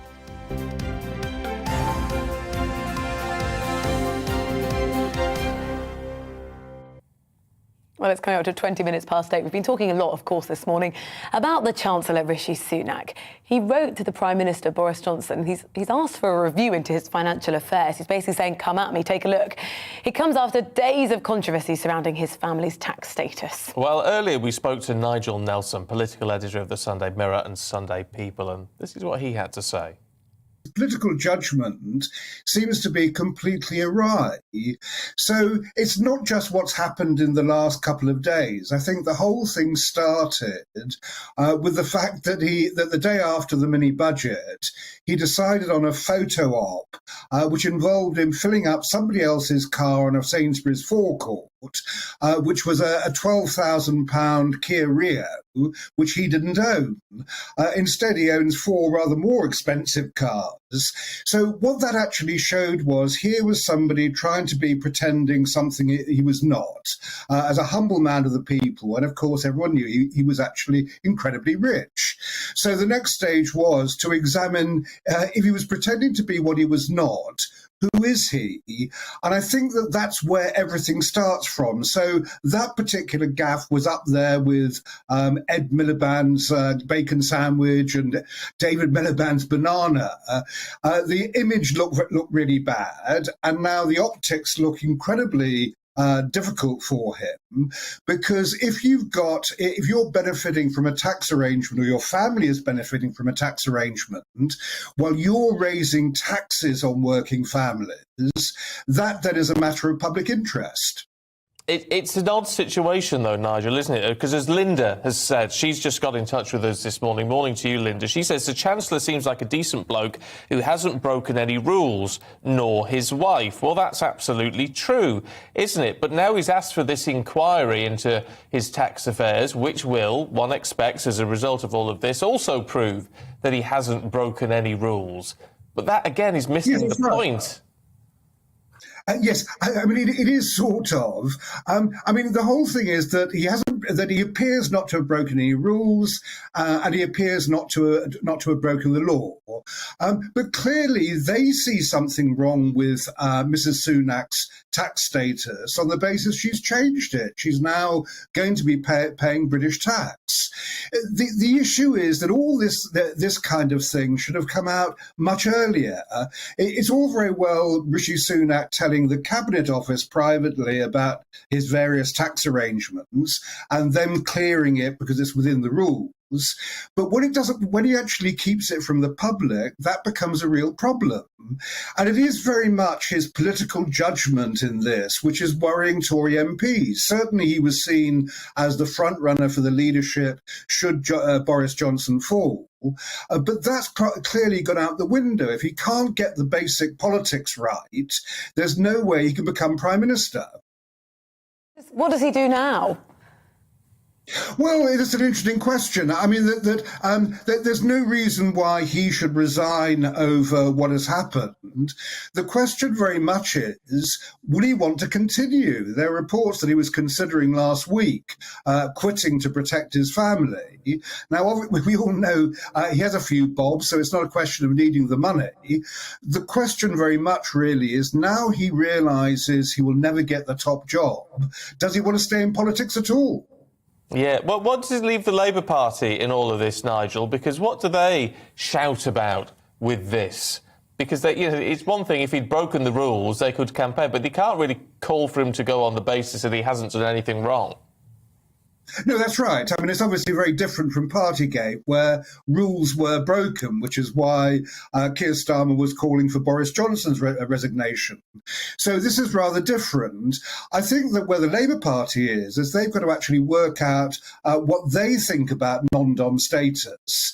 Under Ed Miliband and Jeremy Corbyn, the plan was, if either of them had become Prime Minister, that the whole non-dom status thing would have been swept away. Keir Starmer hasn't told us whether he'll actually do that. So I think that Labour will this week have to get a policy together pretty quickly. Nigel Nelson there from the Sunday Mirror and Sunday People. Stay with us, though, because we're going to get more on Rishi Sunak from our political correspondent, Tom Harwood, in just a couple of minutes. So let's have a look at the forecast and how the UK is looking. Mostly dry in the east, a few showers in the west. Let's look at the details. Scattered showers will continue to move across southwest England through this morning. Some on the heavy side, I'm afraid. There's going to be plenty of sunshine far away from these, though. Let's head over to the capital in London. On the breezy side across southeast England and the London area, it's going to remain dry with plenty of hazy sunshine. Let's move over to Wales, and now there's going to be a band of showery rain pushing northwards on the windy side as well, with temperatures, though, in double figures, about 14 degrees today. What about the Midlands? We're going to see a mainly dry morning with plenty of hazy sunshine. That should be nice, breezy, but it's going to be mild. Temperatures reaching about 30 and up to 15 degrees by lunchtime today. In northern England, there's going to be more cloud throughout the morning, some sunny spells though, and again on the breezy side, temperatures double figures as we approach midday, just about 10 degrees. Let's head to Scotland. Bands of showers are going to move northwards across the west of the country. It should be dry elsewhere, though, with some sunny spells. Temperatures in Edinburgh around 11 degrees Celsius today. Let's have a quick look at Belfast. And gusty winds across Northern Ireland this morning with a mixture of sunny spells and scattered showers, which could be on the heavy side. Temperatures widely in double figures. So generally today, bands of showers that will continue to move northwards throughout the rest of the day, driest in the southeast. That is how the weather is shaping up for the rest of the day.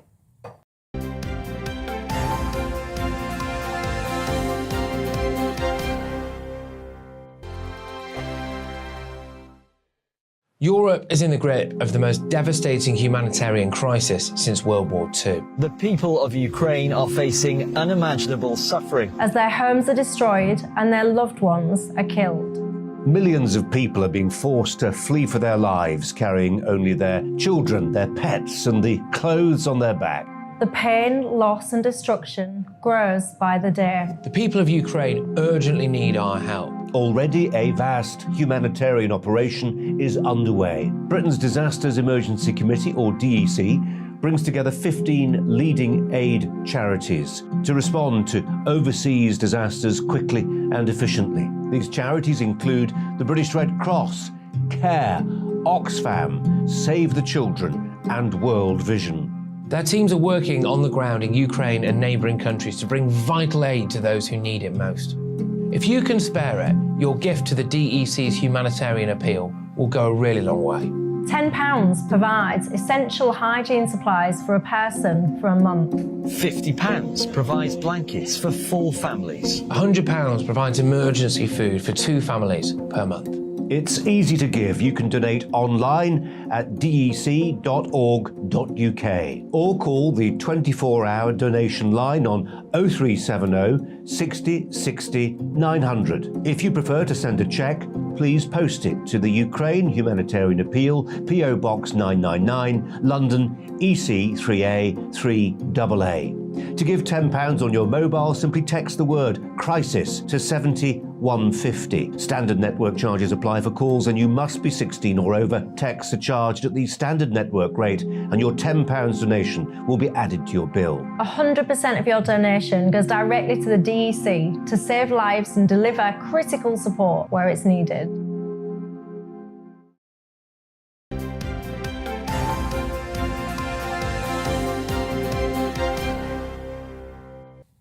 .28, very good morning to you. This is Breakfast with Stephen and Rosie on your TV, on your radio and online.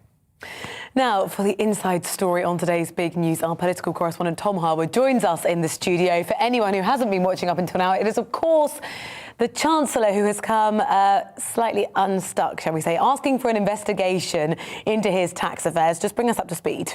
That's right. Well, this all started last week, of course, when it was disclosed that the Chancellor, I should say, getting ahead of myself there, that the Chancellor, his wife had non-dom status, which means, of course, that on income earned abroad, no British tax was paid. This privilege that people can pay £30,000 a year in order to have, and it is allegedly means that his wife is avoiding potentially millions of pounds in being affected by tax every single year. Now, this kicked off the most almighty political storm, and as a result of this story, that non-dom status is now being ended, both in future years but also retrospectively for the tax year just gone. But equally, the Chancellor now trying to move that story on, asking about how on earth this was leaked, this private information about his wife's tax affairs. How did this end up in the pages of the Independent newspaper?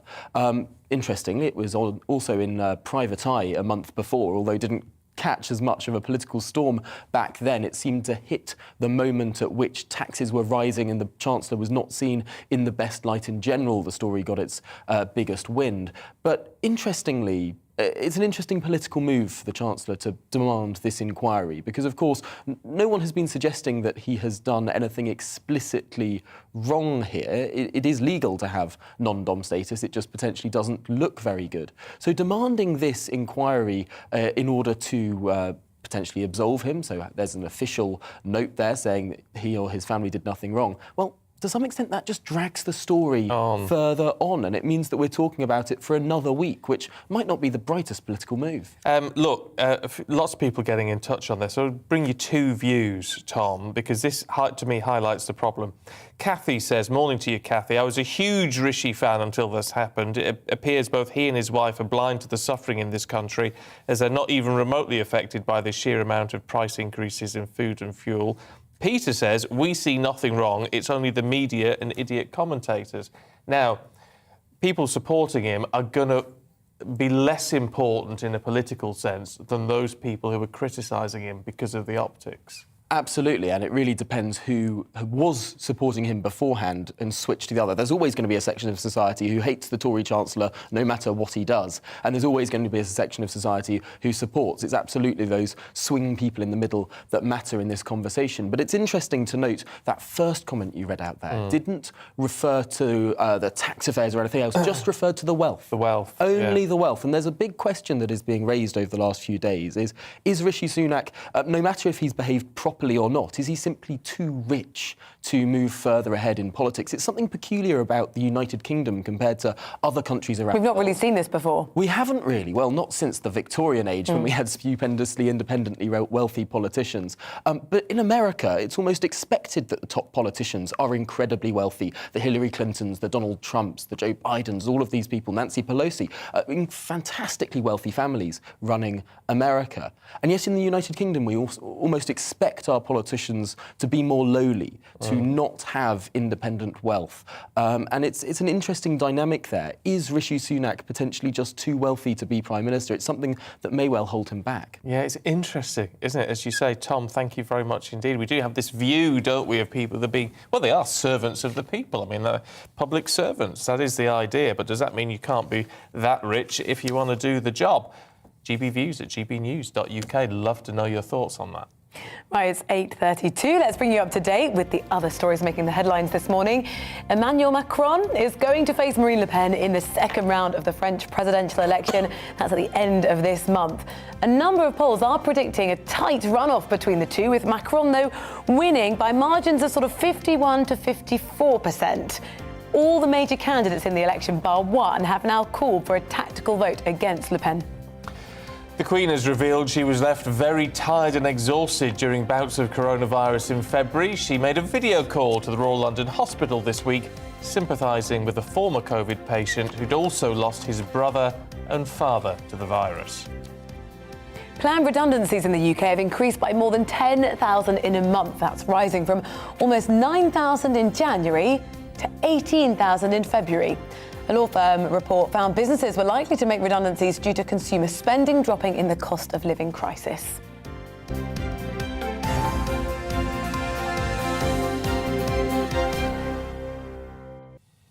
Now, the state pension rises today by 3.1%. Normally, that's a pretty good increase.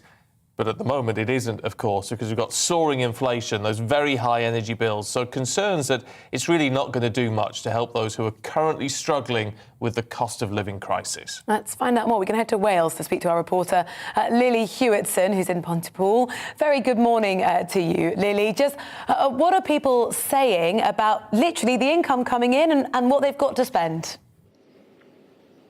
Yes, that's right. Good morning. I'm in this fantastic bistro in Pontypool, which is run by Age Connects Torvine. It's a local charity which helps out older people in the local area. And of course, you say there, the state pension is going up by 3.1% today. Usually that would be pretty good, but a lot of people here are saying, actually, there's not enough money because of this cost of living crisis that we're in. So let's have a chat to a few people. Firstly, I'm joined by Bridget. Now, Bridget, you've written down actually a couple of things here about what it's going to mean to you. Yes. So, you know, the pension's going up a tiny bit. Is that going to make a change to you?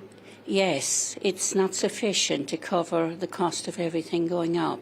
And the utilities have just gone up and they're going up again in October. And I find the triple lock has been taken away from us. And the cost of everything has gone up in price. And utilities, I've said this already going up again in October. Elderly people will be dying of cold, not COVID. And the low intake of good nutrition, which is vital at our age. So, Bridget, you're really concerned about how everything is going up in price. And also, Maisie, you've got these concerns, haven't you? Because you've said some things which were really important to you, that you do every week, have gone up by so much money, haven't they? The hairdresser comes, £3 up. The chiropodist comes, £3 up. Everything's going up. And I don't think the £4 will cover it, will it? And I've got to an age now that I would like treats. I think I deserve them, do you? I taught for many years, and I did all sorts of things. I'm 93, and I think I need it. I think he's gone wrong. So not enough for you? You don't think that the pension going up 3.1% isn't enough for Maisie, it's not enough for Bridget. But down on the end here, let's have a chat to Christine. Christine, is it enough for you? Do you think that it's going to make much of a difference to your everyday life now? This 3.1%, you know, are you going to be able to do these extra things that you're hoping to do, or actually like Maisie and Bridget, is it not enough? Well, I have noticed that everything is going up, particularly the shopping every week. Now, I've only got a small increase because I don't have a full pension. So my increase is only £1.97. So I'm not going to do a lot with £1.97. But we have to be grateful for what we're having, because perhaps it's more than some others, you know, the nurses and things. And the Chancellor has got a difficult sort of time for him at this time, but the pensioners are a needy group, and therefore I really think that he does need to do something to help them, because things are only going to get worse as we go through the year. We've got the summer, which we're all looking forward to, but by the time we hit October, I just don't know how some of them are going to cope. I'm very fortunate in that I have a husband who has a good pension from the police force, so we have a fairly comfortable life. We're not well off, but we have a comfortable life, and I'm grateful for that. So I can't moan, but it really isn't enough. Well, thank you so much for joining us. You know, as Christine said there, it's very much an individual situation with the pensions, isn't it, everybody? But I think we're going to have a cup of tea, tuck into some breakfast. But for now, back to you. OK, Lily, thanks very much indeed. Do you know what really struck me there? And you as well, because I know you thought the same as me. That lady saying, well, you know, I've reached a certain age, I deserve a little treat. I deserve a treat. I And the can't afford a hairdresser shouldn't be a treat, really. If the hairdresser's gone up £3, the chiropodist is certainly not a treat, and that's up £3. But I think she does. Yeah, little treat. I mean, it's what you live for, isn't it? So people towards in their autumn years shouldn't just have to make do. They should get a little treat every now and then. Why not? No, and thank you to Lily for bringing us that. Yeah. Now stay with us. We've got a paper review heading away. Once again, Mike Parry and Nikki Hodgson will be joining us. You won't want to miss it.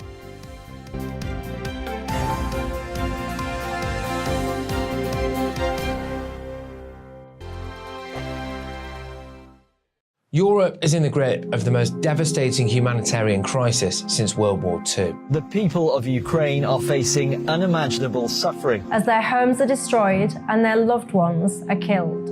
Millions of people are being forced to flee for their lives, carrying only their children, their pets, and the clothes on their back. The pain, loss and destruction grows by the day. The people of Ukraine urgently need our help. Already a vast humanitarian operation is underway. Britain's Disasters Emergency Committee, or DEC, brings together 15 leading aid charities to respond to overseas disasters quickly and efficiently. These charities include the British Red Cross, CARE, Oxfam, Save the Children, and World Vision. Their teams are working on the ground in Ukraine and neighbouring countries to bring vital aid to those who need it most. If you can spare it, your gift to the DEC's humanitarian appeal will go a really long way. £10 provides essential hygiene supplies for a person for a month. £50 provides blankets for 4 families. £100 provides emergency food for 2 families per month. It's easy to give. You can donate online at dec.org.uk or call the 24-hour donation line on 0370 60 60 900. If you prefer to send a cheque, please post it to the Ukraine Humanitarian Appeal, PO Box 999, London, EC 3A 3AA.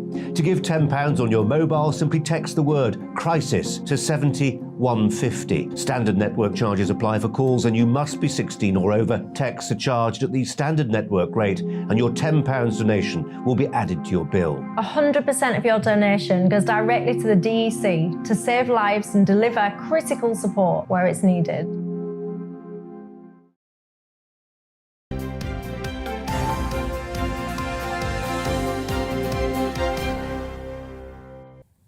.40, very good morning to you. This is Breakfast with Stephen and Rosie, live across the UK on your TV and on your radio and online.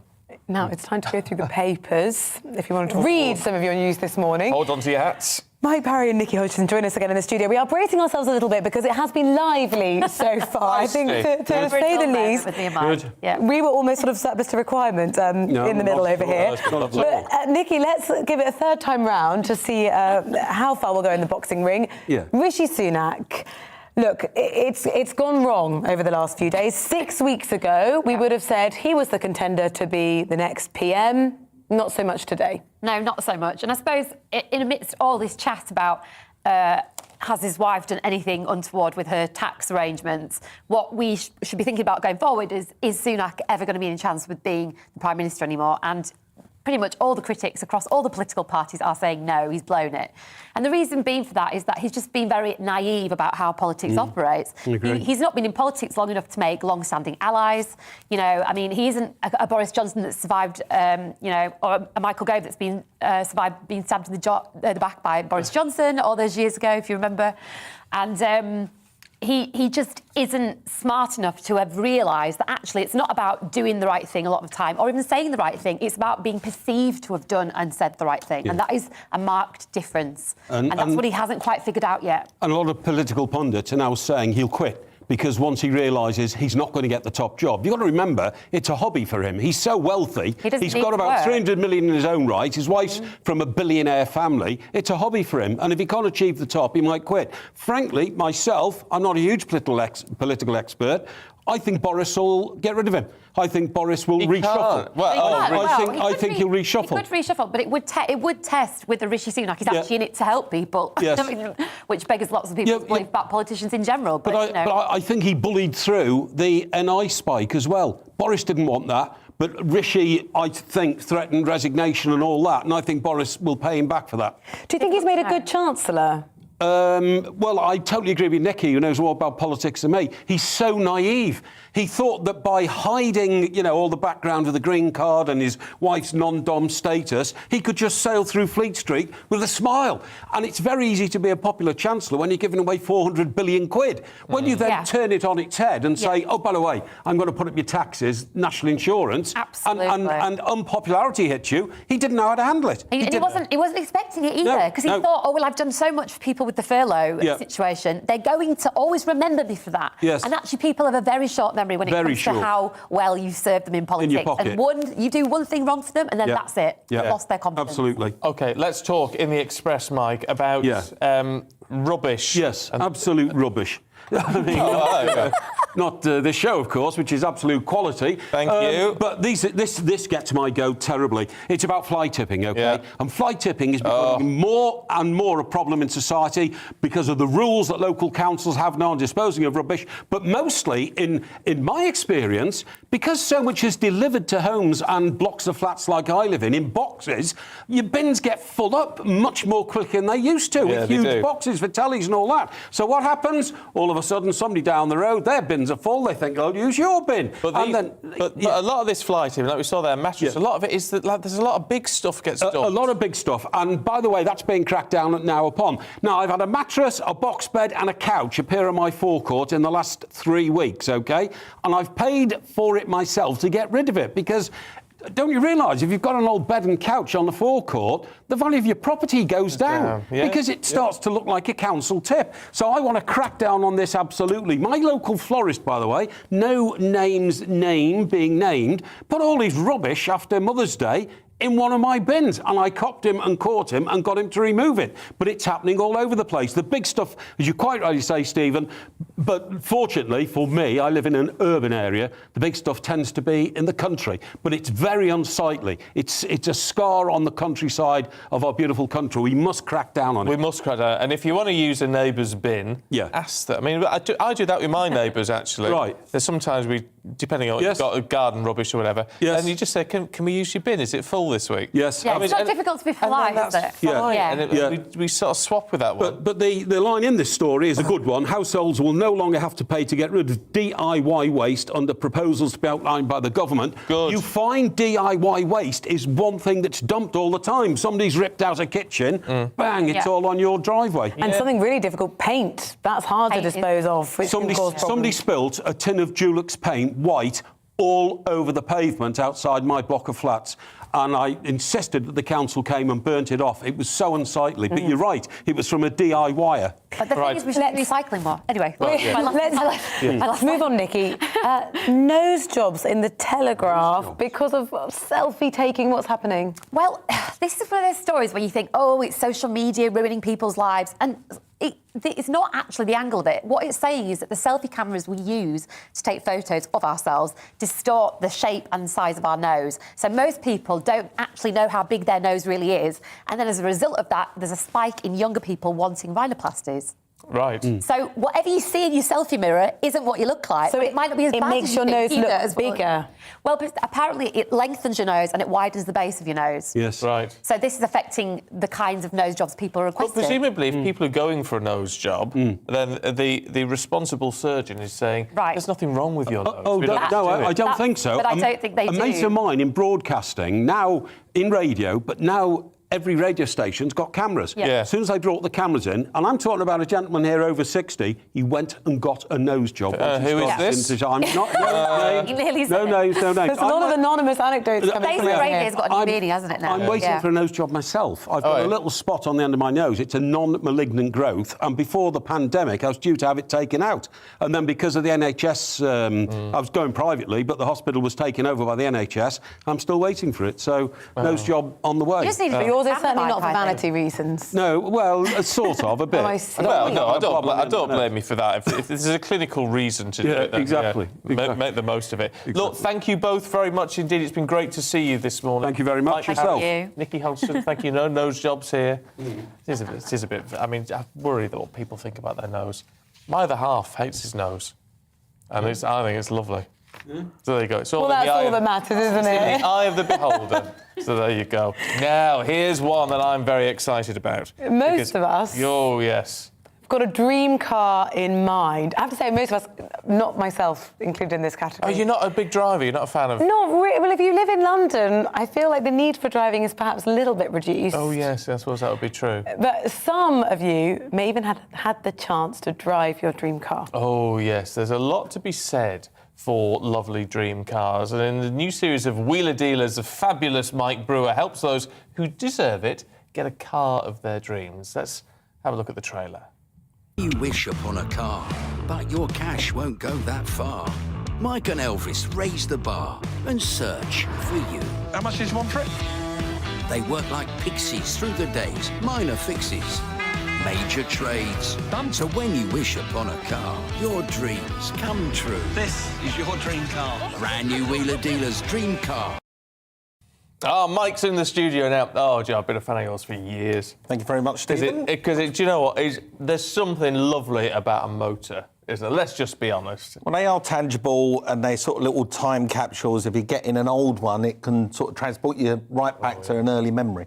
Those absolute classic cars are beauty, aren't they? Well, you have to work at a classic car. It's not like these modern cars where you just plug in a computer and then you've got your service engineer sitting on his laptop trying to work it out. Don't they? Yeah. They do, yeah. With an old car, you have to pull the dipstick out, you have to get a spark plug in your hand, you have to get greasy and dirty. Yeah.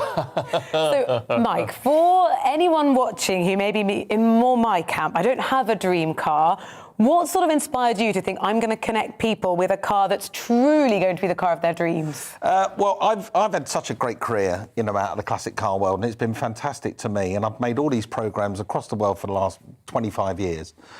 So I thought, do you know what? It's about time I give something back. And I'm inundated with people on social media and when I meet them at car shows saying, get me a car, get me a car, get me a car. So one day I thought, do you know, I'm going to put my money where my mouth is and I'm going to get these people the car that they want.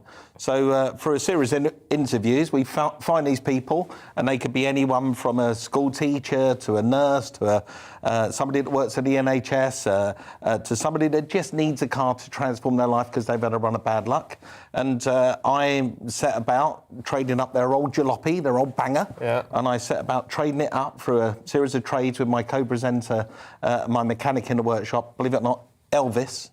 And Elvis, he wields the spanners, and then at the end, hopefully, we get their dream car. Well, I've never found yet. Well, look, what sort of cars are people's dream cars? Because we all have different desires, don't we? Well, a lot of people, when they write in, they say what they would like is they've got an old Ford Fiesta and they would like a Bugatti Veyron.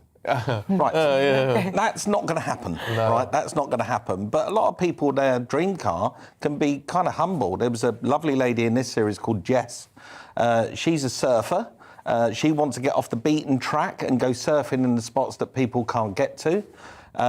So for that, she needs a 4x4 to climb across the sand dunes. She also wants something long that she can put her surfboards inside so they don't get stolen off the roof of the car. So she wanted a 1980s Nissan Patrol. Now, that's a pretty cool classic car. For me, that's exciting. You know, I can go and find one of these 1980s Nissan Patrols until I find out that they're tens of thousands of pounds and there's only 2 for sale in Europe. Right, that's a challenge. And she starts me off with a VW Touran that's worth about 500 quid. But through a series of trades, £500 to £700, £700, £1,200, £1,200 to £1,900. I keep going until I make sure that I get the car in their dreams. You see, I love it. I love it. It's really exciting. So it's got to be, you've got to be said briefly, for those people who want a Bugatti Veyron or whatever expensive car it is, it's once you've got it, it's the ongoing cost of that car then, isn't it? I mean, insurance just to kick off with. Well, with a car like a Bugatti Veyron, of course. I mean, the good thing about classic cars is you've got a thing called classic car insurance. So a lot of people get surprised by that, especially the younger generation. When they first take their test at 17, 18 years of age, they go out and buy themselves, I don't know, a Vauxhall, you know, little Corsa or something, and they get surprised that the car, the £3,000 car they've just bought, cost £3,000 to insure. But if they actually went and bought a Triumph Spitfire and learned how to drive in a proper old car, you could probably get it insured for just a few hundred quid because it falls under classic car insurance. I never knew that. Oh, well, there you go. That's something I might eat out on the next few days. What's your dream car? You must have dream cars. Dream car? Well, I do like a Merc. Like a lovely... classy. Like a lovely classy Merc. Yeah, whatever. nice. SL500. It's my next programme then. We can dream on. Next show. We can dream on. Look, really good to see you. Thank you very much indeed. It's a joy to meet you. And catch Mike, of course, on Wheeler Dealers Classic Cars on Monday nights on Discovery at 9 o'clock. I'll be tuning into that one. Now it is 8:52. Time for On Your Doorstep. Oh, well, let's talk to our Yorkshire and Humber reporter, Anna Riley, who's out and about in Ferrybridge this morning. Good to see you, Anna. Good morning. Yes, we've been in Ferrybridge all morning. The town is known for its power stations. At the height of the power stations being here, there was enough generation of energy for 2 million homes. But just last month, the last cooling tower here was demolished. Now, our final stop of the day is Adam's Bakery Cafe. We're going to have a little knock on the door here and see if we can speak to the staff inside. Good morning, you're on GBNews. Can we come in? Thank you very much. Oh, nice and toasty and warm in here. Lots of people as well, it's busy. Nice breakfast it looks like. Introduce yourselves for our viewers and listeners. I'm Fiona Moore, I'm the manager of the shop. Hi, I'm Sharon Tower and I help Fiona run the shop. Great, thanks for having us. So we've just been mentioning about the last demolition of the cooling towers. What's it been like in the community here now that industry has gone? We get a lot of contractors in, so for the community it's not the same face as you see week in, week out. So yeah, there's a lot of contractors still demolishing and, you know, working on the power station, but a lot of faces have gone now. So yeah, end of an era. And what's it like with the rising costs? Is something that we've been speaking about today. Yeah, I mean, we've had to slightly raise prices, haven't we, in the last couple of weeks. Obviously, it's struggling, and next one's going to be electric intake, because that's rose quite, and we've got to obviously keep it warm. It's quite chilly when you come in here on a morning, so it just runs away with electric. So, yeah, so I think we're going to notice it a little bit more, aren't we, next couple of months. So, yeah. Thank you both for having us. It's certainly still busy in here, though. You've got a packed-out cafe, so people are obviously still interested in coming in and having your food here. Back to you, Stephen and Rosie.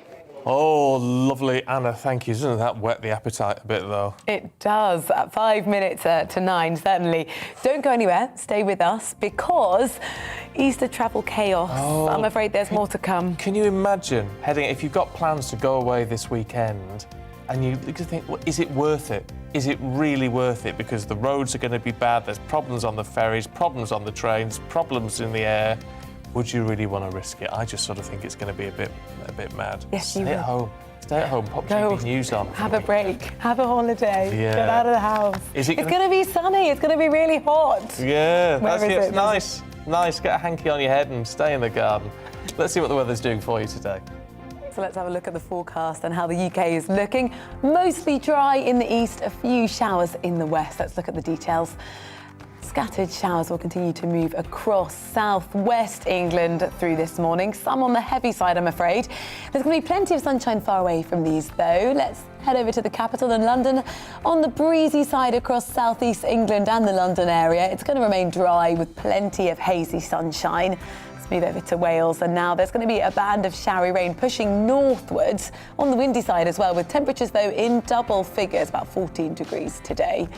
What about the Midlands? We're going to see a mainly dry morning with plenty of hazy sunshine. That should be nice, breezy, but it's going to be mild. Temperatures reaching about 13 up to 15 degrees by lunchtime today.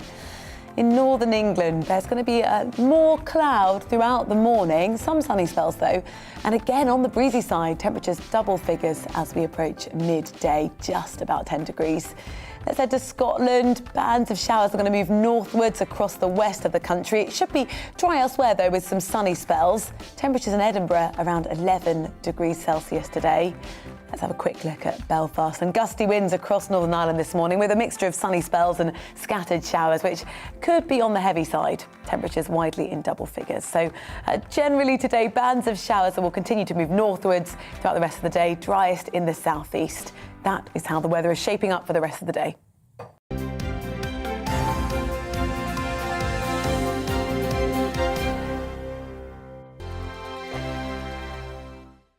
Europe is in the grip of the most devastating humanitarian crisis since World War II. The people of Ukraine are facing unimaginable suffering as their homes are destroyed and their loved ones are killed. Millions of people are being forced to flee for their lives, carrying only their children, their pets, and the clothes on their back. The pain, loss and destruction grows by the day. The people of Ukraine urgently need our help. Already a vast humanitarian operation is underway. Britain's Disasters Emergency Committee, or DEC, brings together 15 leading aid charities to respond to overseas disasters quickly and efficiently. These charities include the British Red Cross, CARE, Oxfam, Save the Children, and World Vision. Their teams are working on the ground in Ukraine and neighbouring countries to bring vital aid to those who need it most. If you can spare it, your gift to the DEC's humanitarian appeal will go a really long way.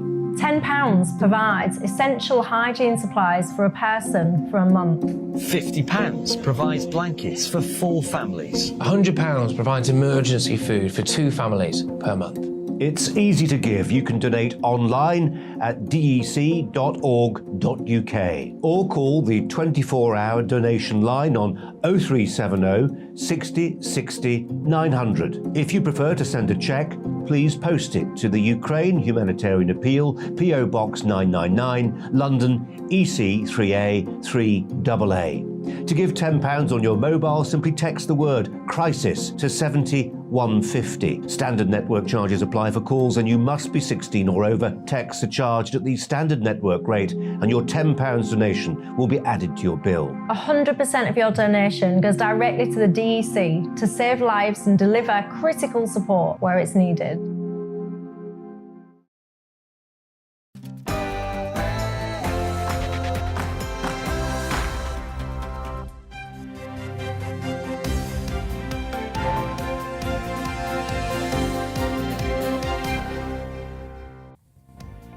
Rishi Sunak asked the Prime Minister for an investigation into his financial affairs as the row over his family's taxes continues.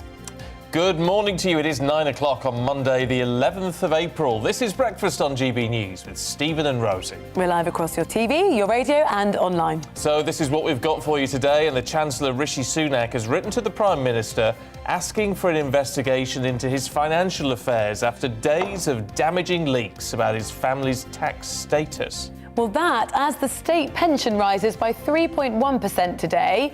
That sounds positive, but critics saying the increase isn't enough to help vulnerable households hit by the cost of living squeeze.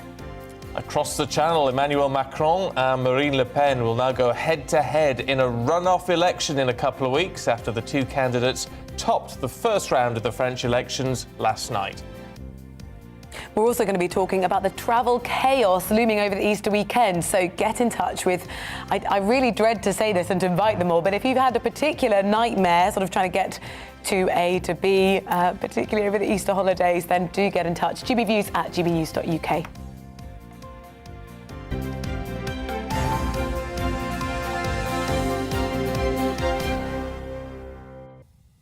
Well, let's actually have a look at that travel situation because it's going to affect so many of us. There's been chaos across the UK with the Easter holidays now for a lot of people in full swing ahead of the Easter weekend next weekend. From rail to car to plane, many people are really having a lot of trouble getting to their destination. Situation, I'm afraid to report, is not likely to improve as we head towards the bank holiday. The RAC have warned motorists to brace themselves for what could be the busiest Easter on record. Oh, well, let's see what the roads are like. Our North West of England reporter Bradley Harris is in Wigan. Good to see you this morning, Bradley. I know when I'm driving up the M6 there past Wigan, it can be pretty grim.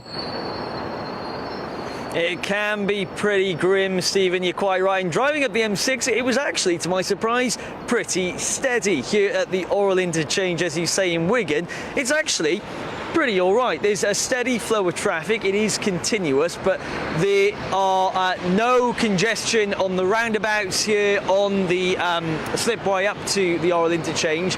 But that could change in the coming weeks because it's set to be the busiest weekend for travel for the Easter holidays that we've seen in at least 8 years. Because the RAC is saying that an estimated 21.5 million leisure trips will be made by car between Good Friday and Easter Monday. Now, that is the most since the organisation began tracking motorist Easter plans in 2014.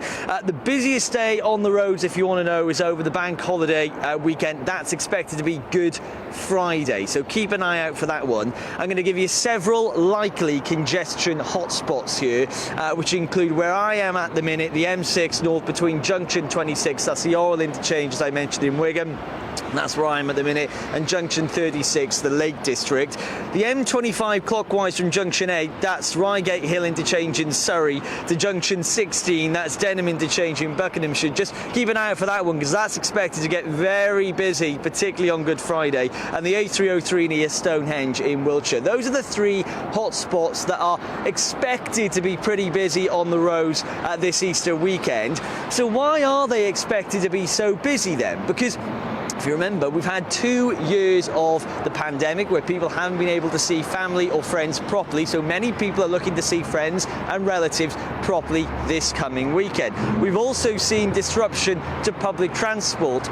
Network Rail doing maintenance on many routes. The West Coast Main Line will be closed between London Euston and Milton Keynes between Good Friday and Easter Monday. That's due to upgrades of the existing line and HS2 work. Also, several airlines have been reporting in the last few days at Manchester Airport they've seen severe disruption where passengers have been waiting up to 2 hours to get on board flights, and that's because of staff sickness there. So one message is clear: if you're going to travel this Easter weekend, just check before you travel. Yeah. Absolutely. Lovely stuff, Bradley. Thank you very much indeed. Well, you've mentioned what's happening at airports and airlines. Let's find out more. Simon Calder, who's in Como, Italy. Oh, it looks nice. International travel. Simon, very good morning to you. How was your journey? Oh, well, look, very, very good question, thank you. And Bradley and I actually tossed a coin, and somehow I got Lake Como, he got the M6 at Wigan. There's no justice, really. So, yeah, I'll get on to today's cancellations and airport status in just a moment. But I flew out from Heathrow on British Airways to Milan on Saturday evening. There was about an hour's delay to the flight, but getting through the airport was really straightforward. Now, that's not actually surprising because with I think on Saturday, British Airways cancelled around 80 flights. That takes 12,000 passengers out of the equation, and therefore it's quite a lot easier to get through. Today, we're looking at 100 in Heathrow and on EasyJet from Gatwick and Luton. Now, British Airways says that most of those passengers were told a week or two ago, and therefore they've had plenty of time to make alternative arrangements. From what I can see, the EasyJet cancellations are mostly about 48 hours in advance. But fortunately, the passenger rights rules are completely on your side, and the airline has to offer you an alternative flight on another airline if need be, to get you to your destination on the day that you intend to. And also, if there's less than 2 weeks warning before your flight, cash compensation.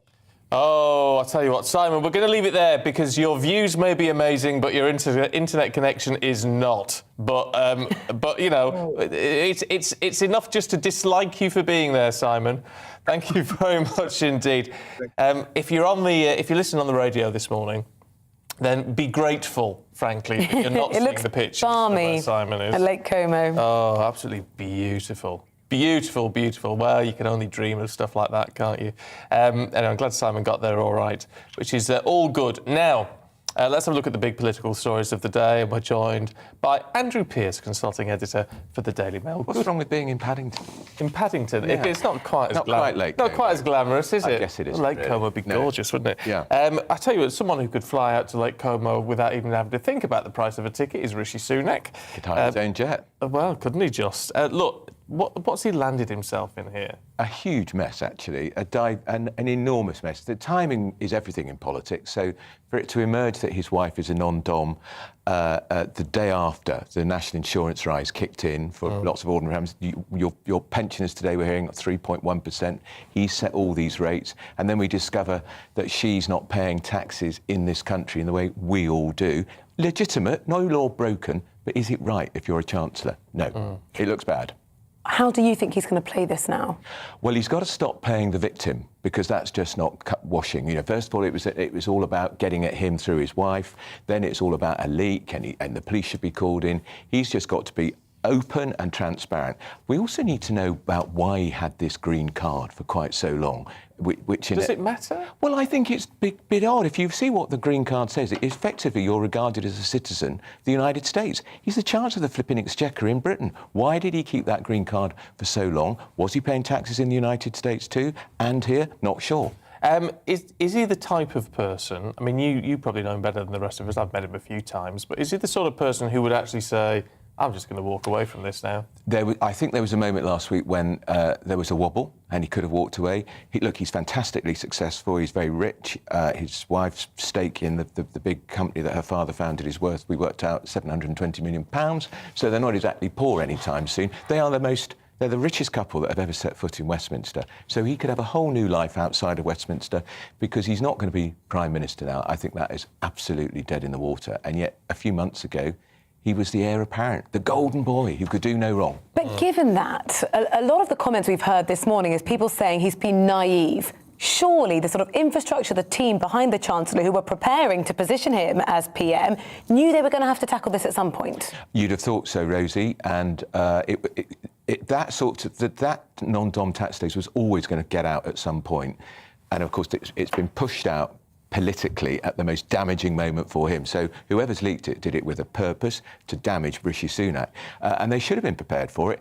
The first statement that came out about his wife, frankly, bordered on a lie, because it implied she had no choice as an Indian citizen but to be domiciled elsewhere. That simply wasn't true. Yeah, no, admittedly, that did seem a bit wrong, because now that it's all changed, she's non-dom no more, so we're told, and paying tax retrospectively as well. That's wonderful, isn't it? So, well, yes, it's a lot of money, isn't it? 20 odd million quid forking out. Look, so it's been a very bad week for the Chancellor from the last week. Good for the Prime Minister, very good weekend for the Prime Minister.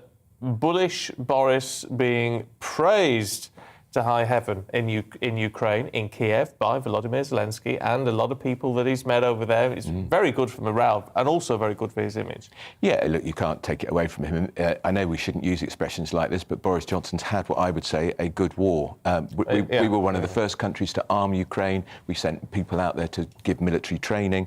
He has a fantastic relation with Zelensky. They're on the phone to each other most days. I think it was a bit odd that he wore his nice, smart blue suit. Think that, yes. I thought perhaps he might have gone more casually dressed and perhaps even had a Ukrainian flag or a wristband. But it was a triumph for him, and the contrast with Rishi couldn't be clearer. There was one of the cartoons in the papers today. There's Boris draped in the Union flag outside number 11, Rishi with all the boxes saying, "How was your weekend?" Yeah. Another contrast, and I really hate to politicise it, but you say, Boris Johnson's having effectively a good war. President Macron is not. Couldn't happen to a nicer man, could it? I can't stand him. He made... Oh, don't mix your words, Andrew. No, he's made some pretty bad mistakes, because remember he had that long phone call with Putin and said he thought there could be a ceasefire. You can't trust Putin. He's a liar, a serial liar. He's a KGB thug. And Macron just thought he was home and dry, hardly did any campaigning in the last few weeks, whereas Marine Le Pen has been He'd say he's been busy. Yeah, well, yeah, but people care a lot about the cost of living crisis in France, just as they do here. Sure. So she's got into the nitty-gritty of what really matters to French people, and I think it's going to be a lot closer than people Wouldn't think. she be a little bit unsavoury to have as president? I mean, and she's not someone, she's got very little political clout in real political terms, hasn't she? She'd turn the French system upside down. I'm rather looking forward to the idea of her winning. It'd be a fantastic story. The EU will not like it very much at all, although she's not a withdrawer. She thinks the EU needs massive reform. It does. And I think it's always quite fun when Macron, who's so grand and so patronising to Boris, if he got humiliated and booted out. Can we have a look at something which is going to cheer us up, please? Because we need it. And I've been struck by this, although it's not nice to hear that the Queen struggled with fatigue and everything during COVID, though not unexpected.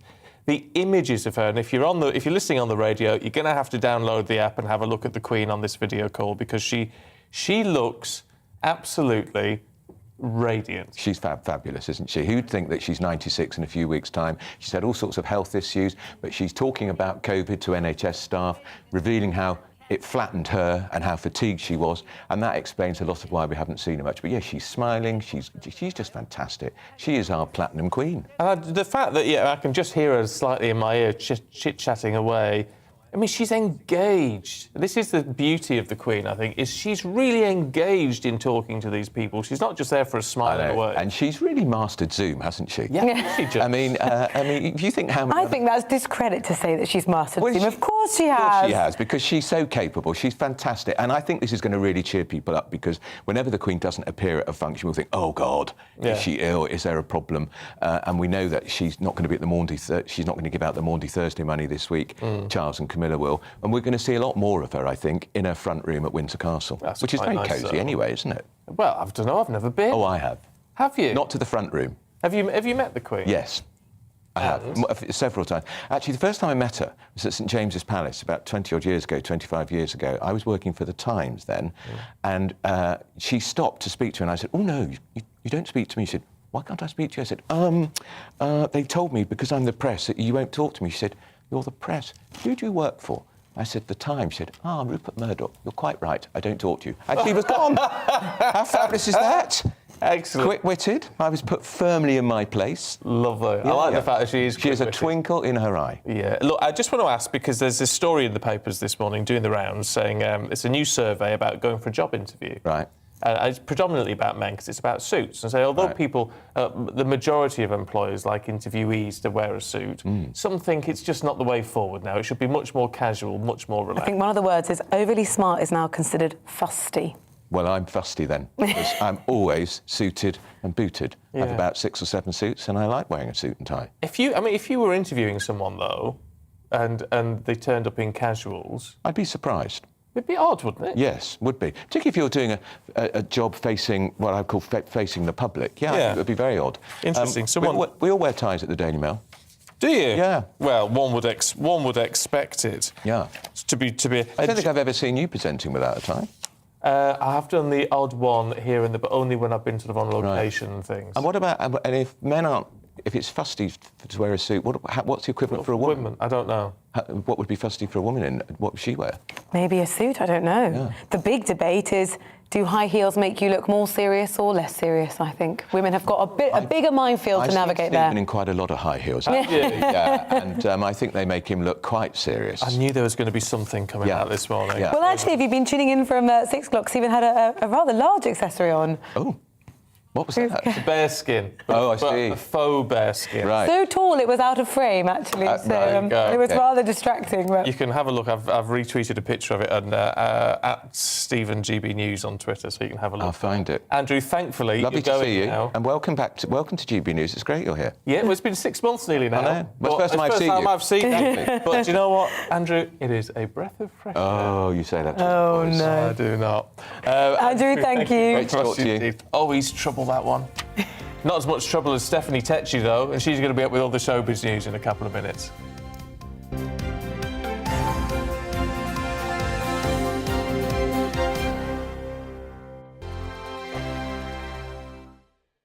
Europe is in the grip of the most devastating humanitarian crisis since World War II. The people of Ukraine are facing unimaginable suffering as their homes are destroyed and their loved ones are killed.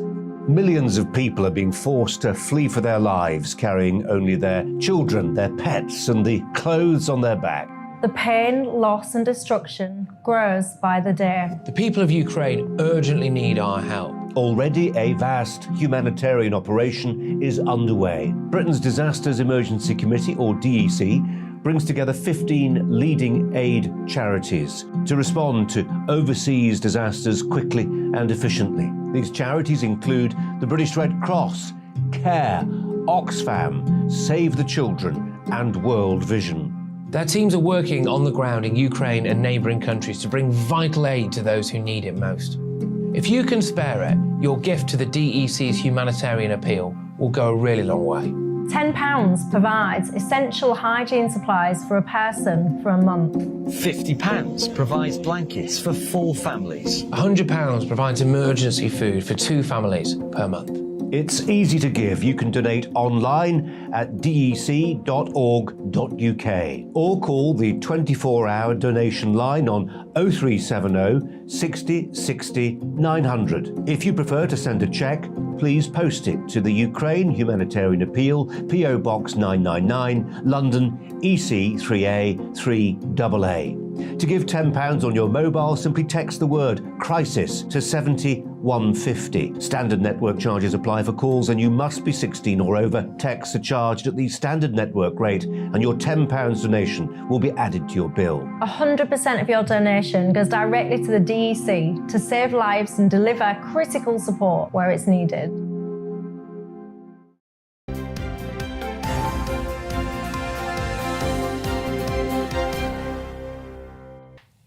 It is 9:18. You're watching and listening to Breakfast with Stephen and Rosie. Morning to you. We're live across the UK on both your TV and your radio. Now, we're very lucky this morning because in terms of showbiz, Stephanie Tetchy was up all night at the Olivier Awards, partying with the stars, but she's turned up this morning. I know. Good to see you. This is my wake-up call. Oh, what a glamorous... always wakes me up. What a glamorous life you have. Look, we'll talk about Olivier's in a minute, but we've been talking about Beckham all weekend, We Brooklyn. have. But we've got pictures now. We have pictures. So we know that all the pictures for the wedding is going to be in Vogue magazine, but luckily Brooklyn and Nicola, they've teased us with a couple of images of the wedding. And as we can see here, Nicola's wearing this fabulous Valentino gown, which she spent all summer designing with the head designers there.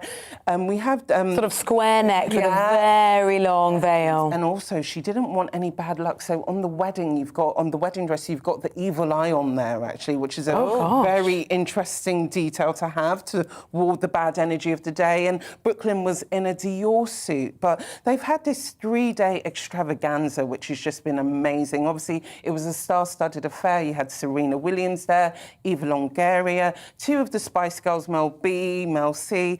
But guys, like with any wedding, Twitter's been going a bit harsh on the couple because obviously we know we've got the cost of living crisis at the moment and people are like, they're splashing all this money. It's very insensitive. It's the wrong time, but it's their special day. But actually, they were quite giving because they asked guests to donate to CARE, which is a charity which is helping Ukraine at the moment. Oh, well, see, that's good. Yeah. Well, it's not as if they need the presents, is it? No, they don't. They spent £2.7 million on that wedding. How much have they managed to actually keep under wraps?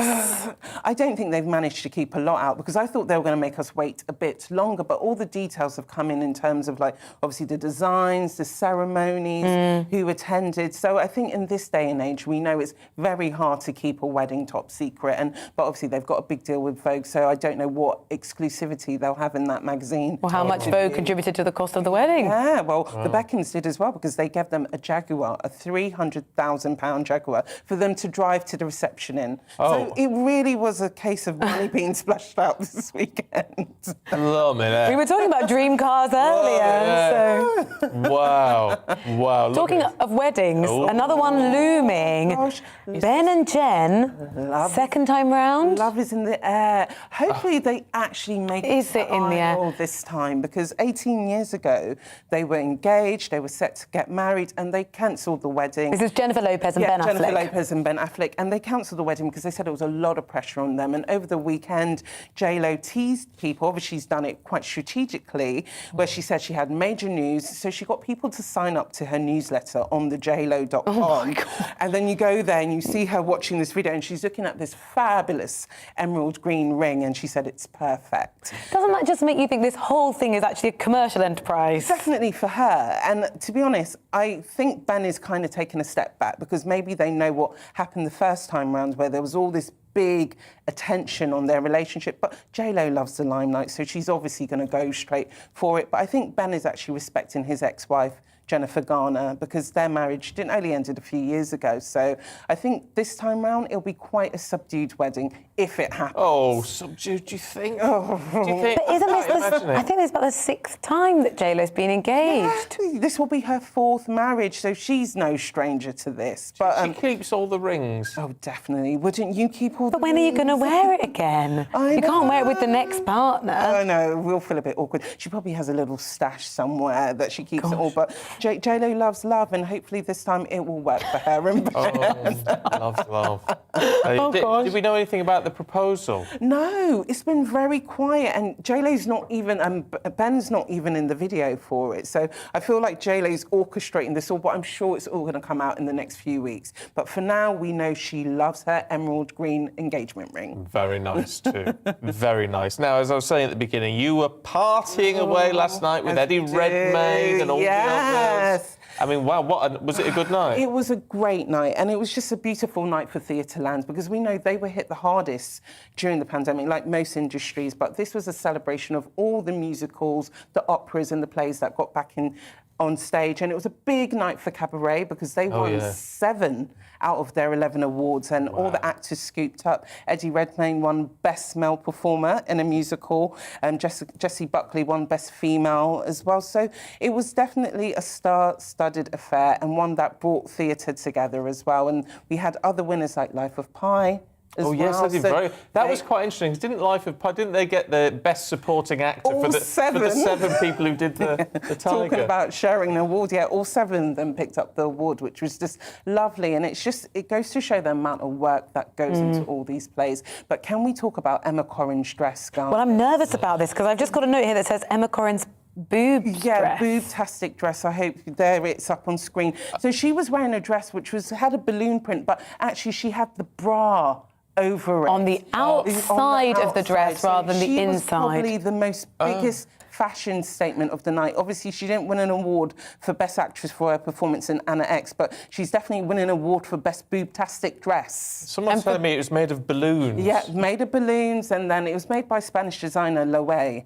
But it's just the bra bit here, which is quite... If you're listening on the radio, there's sort of beige balloons. Yeah, a latex. It looks like it's like a latex one. But she's never one to dress down, Emma Corrin. She is definitely about... Was it off the dress code, though? I don't think so. Okay. It's quite prim and proper, but you know what? I'm not surprised she wore that at all. It's very hard, isn't it? Well, even get away with it, why not? Back to the Future, the musical, got Best Newcomer or whatever, which is a big award. It did, because it was one of those plays that's come out, and actually it's had such a big intake of both people going to visit it, and it's just totally blows out the original film version out of the water. So it's one of those good ones that done really well. And am I right in saying the DeLorean was out? So did you see the DeLorean when you got there? Yes, I did. Talk about dream cars. And my mouth was just gobsmacked. And also, you know what I was just also interested in as well? Yesterday they had a green carpet. Oh. Yeah, so they were trying to be sustainable. So instead of a red carpet... So they get a whole new carpet instead. Oh, grass. Love it. With the green carpet. Stephanie, I am gobsmacked this morning. It's really good to see you, as always. Always Thank a pleasure. you. That is it from us. We're back at 6 tomorrow. But Tom Harwood's up next with the briefing.